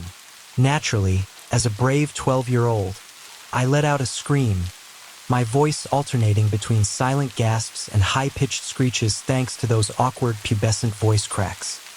I woke up everyone in the cabin, and my cousin, who was 12 as well, fell off his bunk, thankfully without getting hurt. A few minutes later, I was surrounded by panicked family members, asking what was wrong. I had to explain to 3 adults and 2 younger kids about the terrifying pale figure, 28 feet off the ground, covered in blood. They told me it was probably just a vivid dream, but I insisted I had been awake the entire time. They told me to put on my shoes, and we went outside to check the window, but there was nothing there. The next day, I looked up at the back wall and noticed something we had missed the night before. Tiny scratches, about the size of pine needles, moving diagonally across the window, heading up towards the roof before abruptly stopping. I also noticed a tree limb had fallen from the tree near the end of the scratch marks, and it had deep scratches along the bottom and top. Naturally, I was freaked out for the rest of the day. I also noticed that the beer cans we had been shooting at were gone. I figured the adults had thrown them out, but then I found one about 50 feet away, riddled with holes and strange tears. It was odd, especially since we had portable trash cans, but I didn't dwell on it too much. The day continued much like the first, with us eating leftover spaghetti and going to bed around 10:45. I fell asleep around 12:10, but woke up almost immediately at 1 o'clock, thirsty for a glass of water. As I went downstairs, I heard tapping on the side door of the kitchen. Completely petrified, I stood still as a statue, watching in horror as a long, bony finger with an extra joint tapped on the glass. The creature's wrist was coming from the bottom of the glass, meaning it was crouching while tapping on the window. I slowly backed up the stairs, but halfway up, the tapping stopped. I froze as I heard footsteps moving around the cabin to the back, followed by scratching sounds climbing up the wall, and then a blood-curdling scream from my room. My youngest cousin had been awake when I got up for water, and they had heard the scratching and also saw the creature climb up the window. We left the cabin on the third day. When we got home, we found the bars on our window bent. Those bars had been installed after a bear broke the window the previous year, and it had taken a vise and hammer to get them into place. The way the bars were bent this time suggested the creature had pushed them up towards the window, meaning this pale monster with the 5-jointed fingers was stronger than my very strong uncle. The adults never told us kids, but later in the year they went back to replace the furnace and fix the bars. They were able to have a fire this time, but that night they felt like they were constantly being watched and heard strange tapping on the side of the house. They brushed it off as the walls creaking, but since then, I've never slept easily at that cabin. Eventually, we sold the cabin, and I haven't had any paranormal experiences since.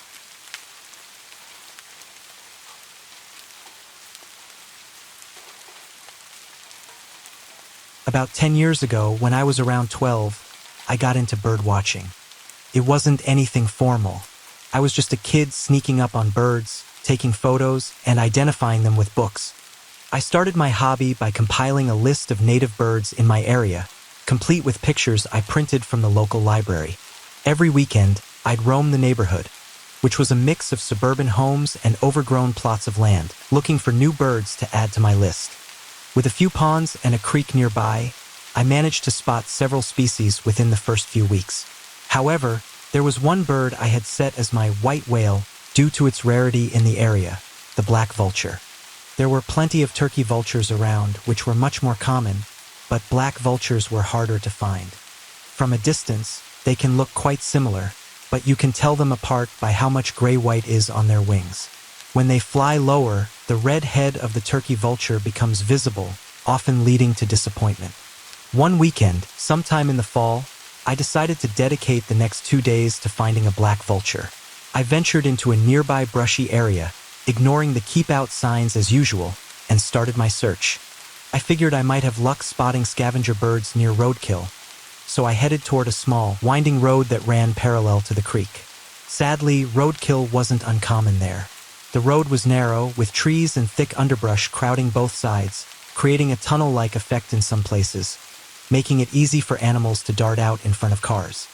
That day, I wasn't having much luck.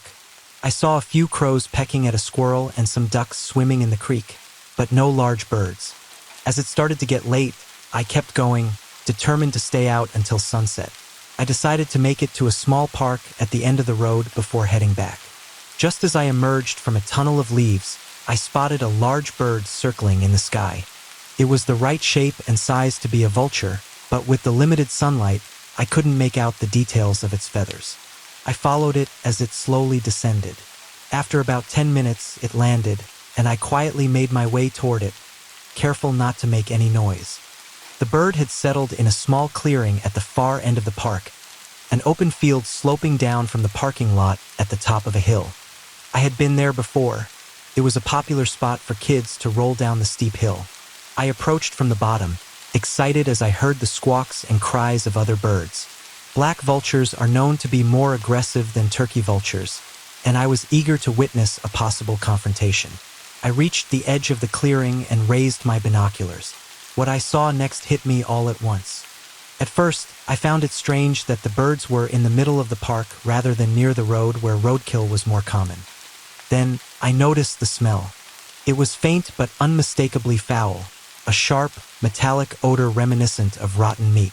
I had encountered the smell of roadkill before, but this was different, more intense. Through my binoculars, I expected to see a deer or some other animal carcass. Instead, I was met with the shocking sight of a human body. The birds were there, including the black vulture I had been searching for, but it was perched on the chest of a woman's lifeless body. I froze in disbelief, unable to look away. My throat tightened with the urge to vomit, yet I couldn't tear my eyes from the scene. The woman's body was largely intact, though the birds had been at her eyes, lips, and other areas. Her pale skin had a bluish tint in some places, and her blonde hair was tangled and matted. I don't know how long I stood there, frozen in shock, as the sun slowly dipped behind the trees. This was before cell phones were common, and I had a long walk ahead to get home. The thought that whoever had done this might still be nearby suddenly gripped me with fear. I began to slowly back away, not daring to take my eyes off the body. I was terrified that if I turned around, someone might be behind me. I kept backing up, step by step, until I reached the trees. Just then, headlights appeared at the top of the hill, accompanied by the screech of tires. A car sped away, disappearing down the road in the opposite direction. That was enough to send me running. I crashed through the underbrush, not stopping until I was halfway home. By the time I reached the woods near my house, my arms were scratched and bleeding from the branches I'd plowed through. I realized with embarrassment that at some point in my panic, I had wet myself. When I finally got home, I was alone. My mom worked late at a nearby diner, and she wouldn't be back until past midnight. I didn't call the police or my mom right away, which I still regret. I was scared she would be angry with me, or that I'd never be allowed outside again. I locked all the doors, took a quick shower, and hid in my room until I eventually fell asleep. The next morning, I told my mom everything, and we called the police together. By then, the body had already been discovered. I gave my statement, but we never heard anything more about it. I stopped bird watching after that.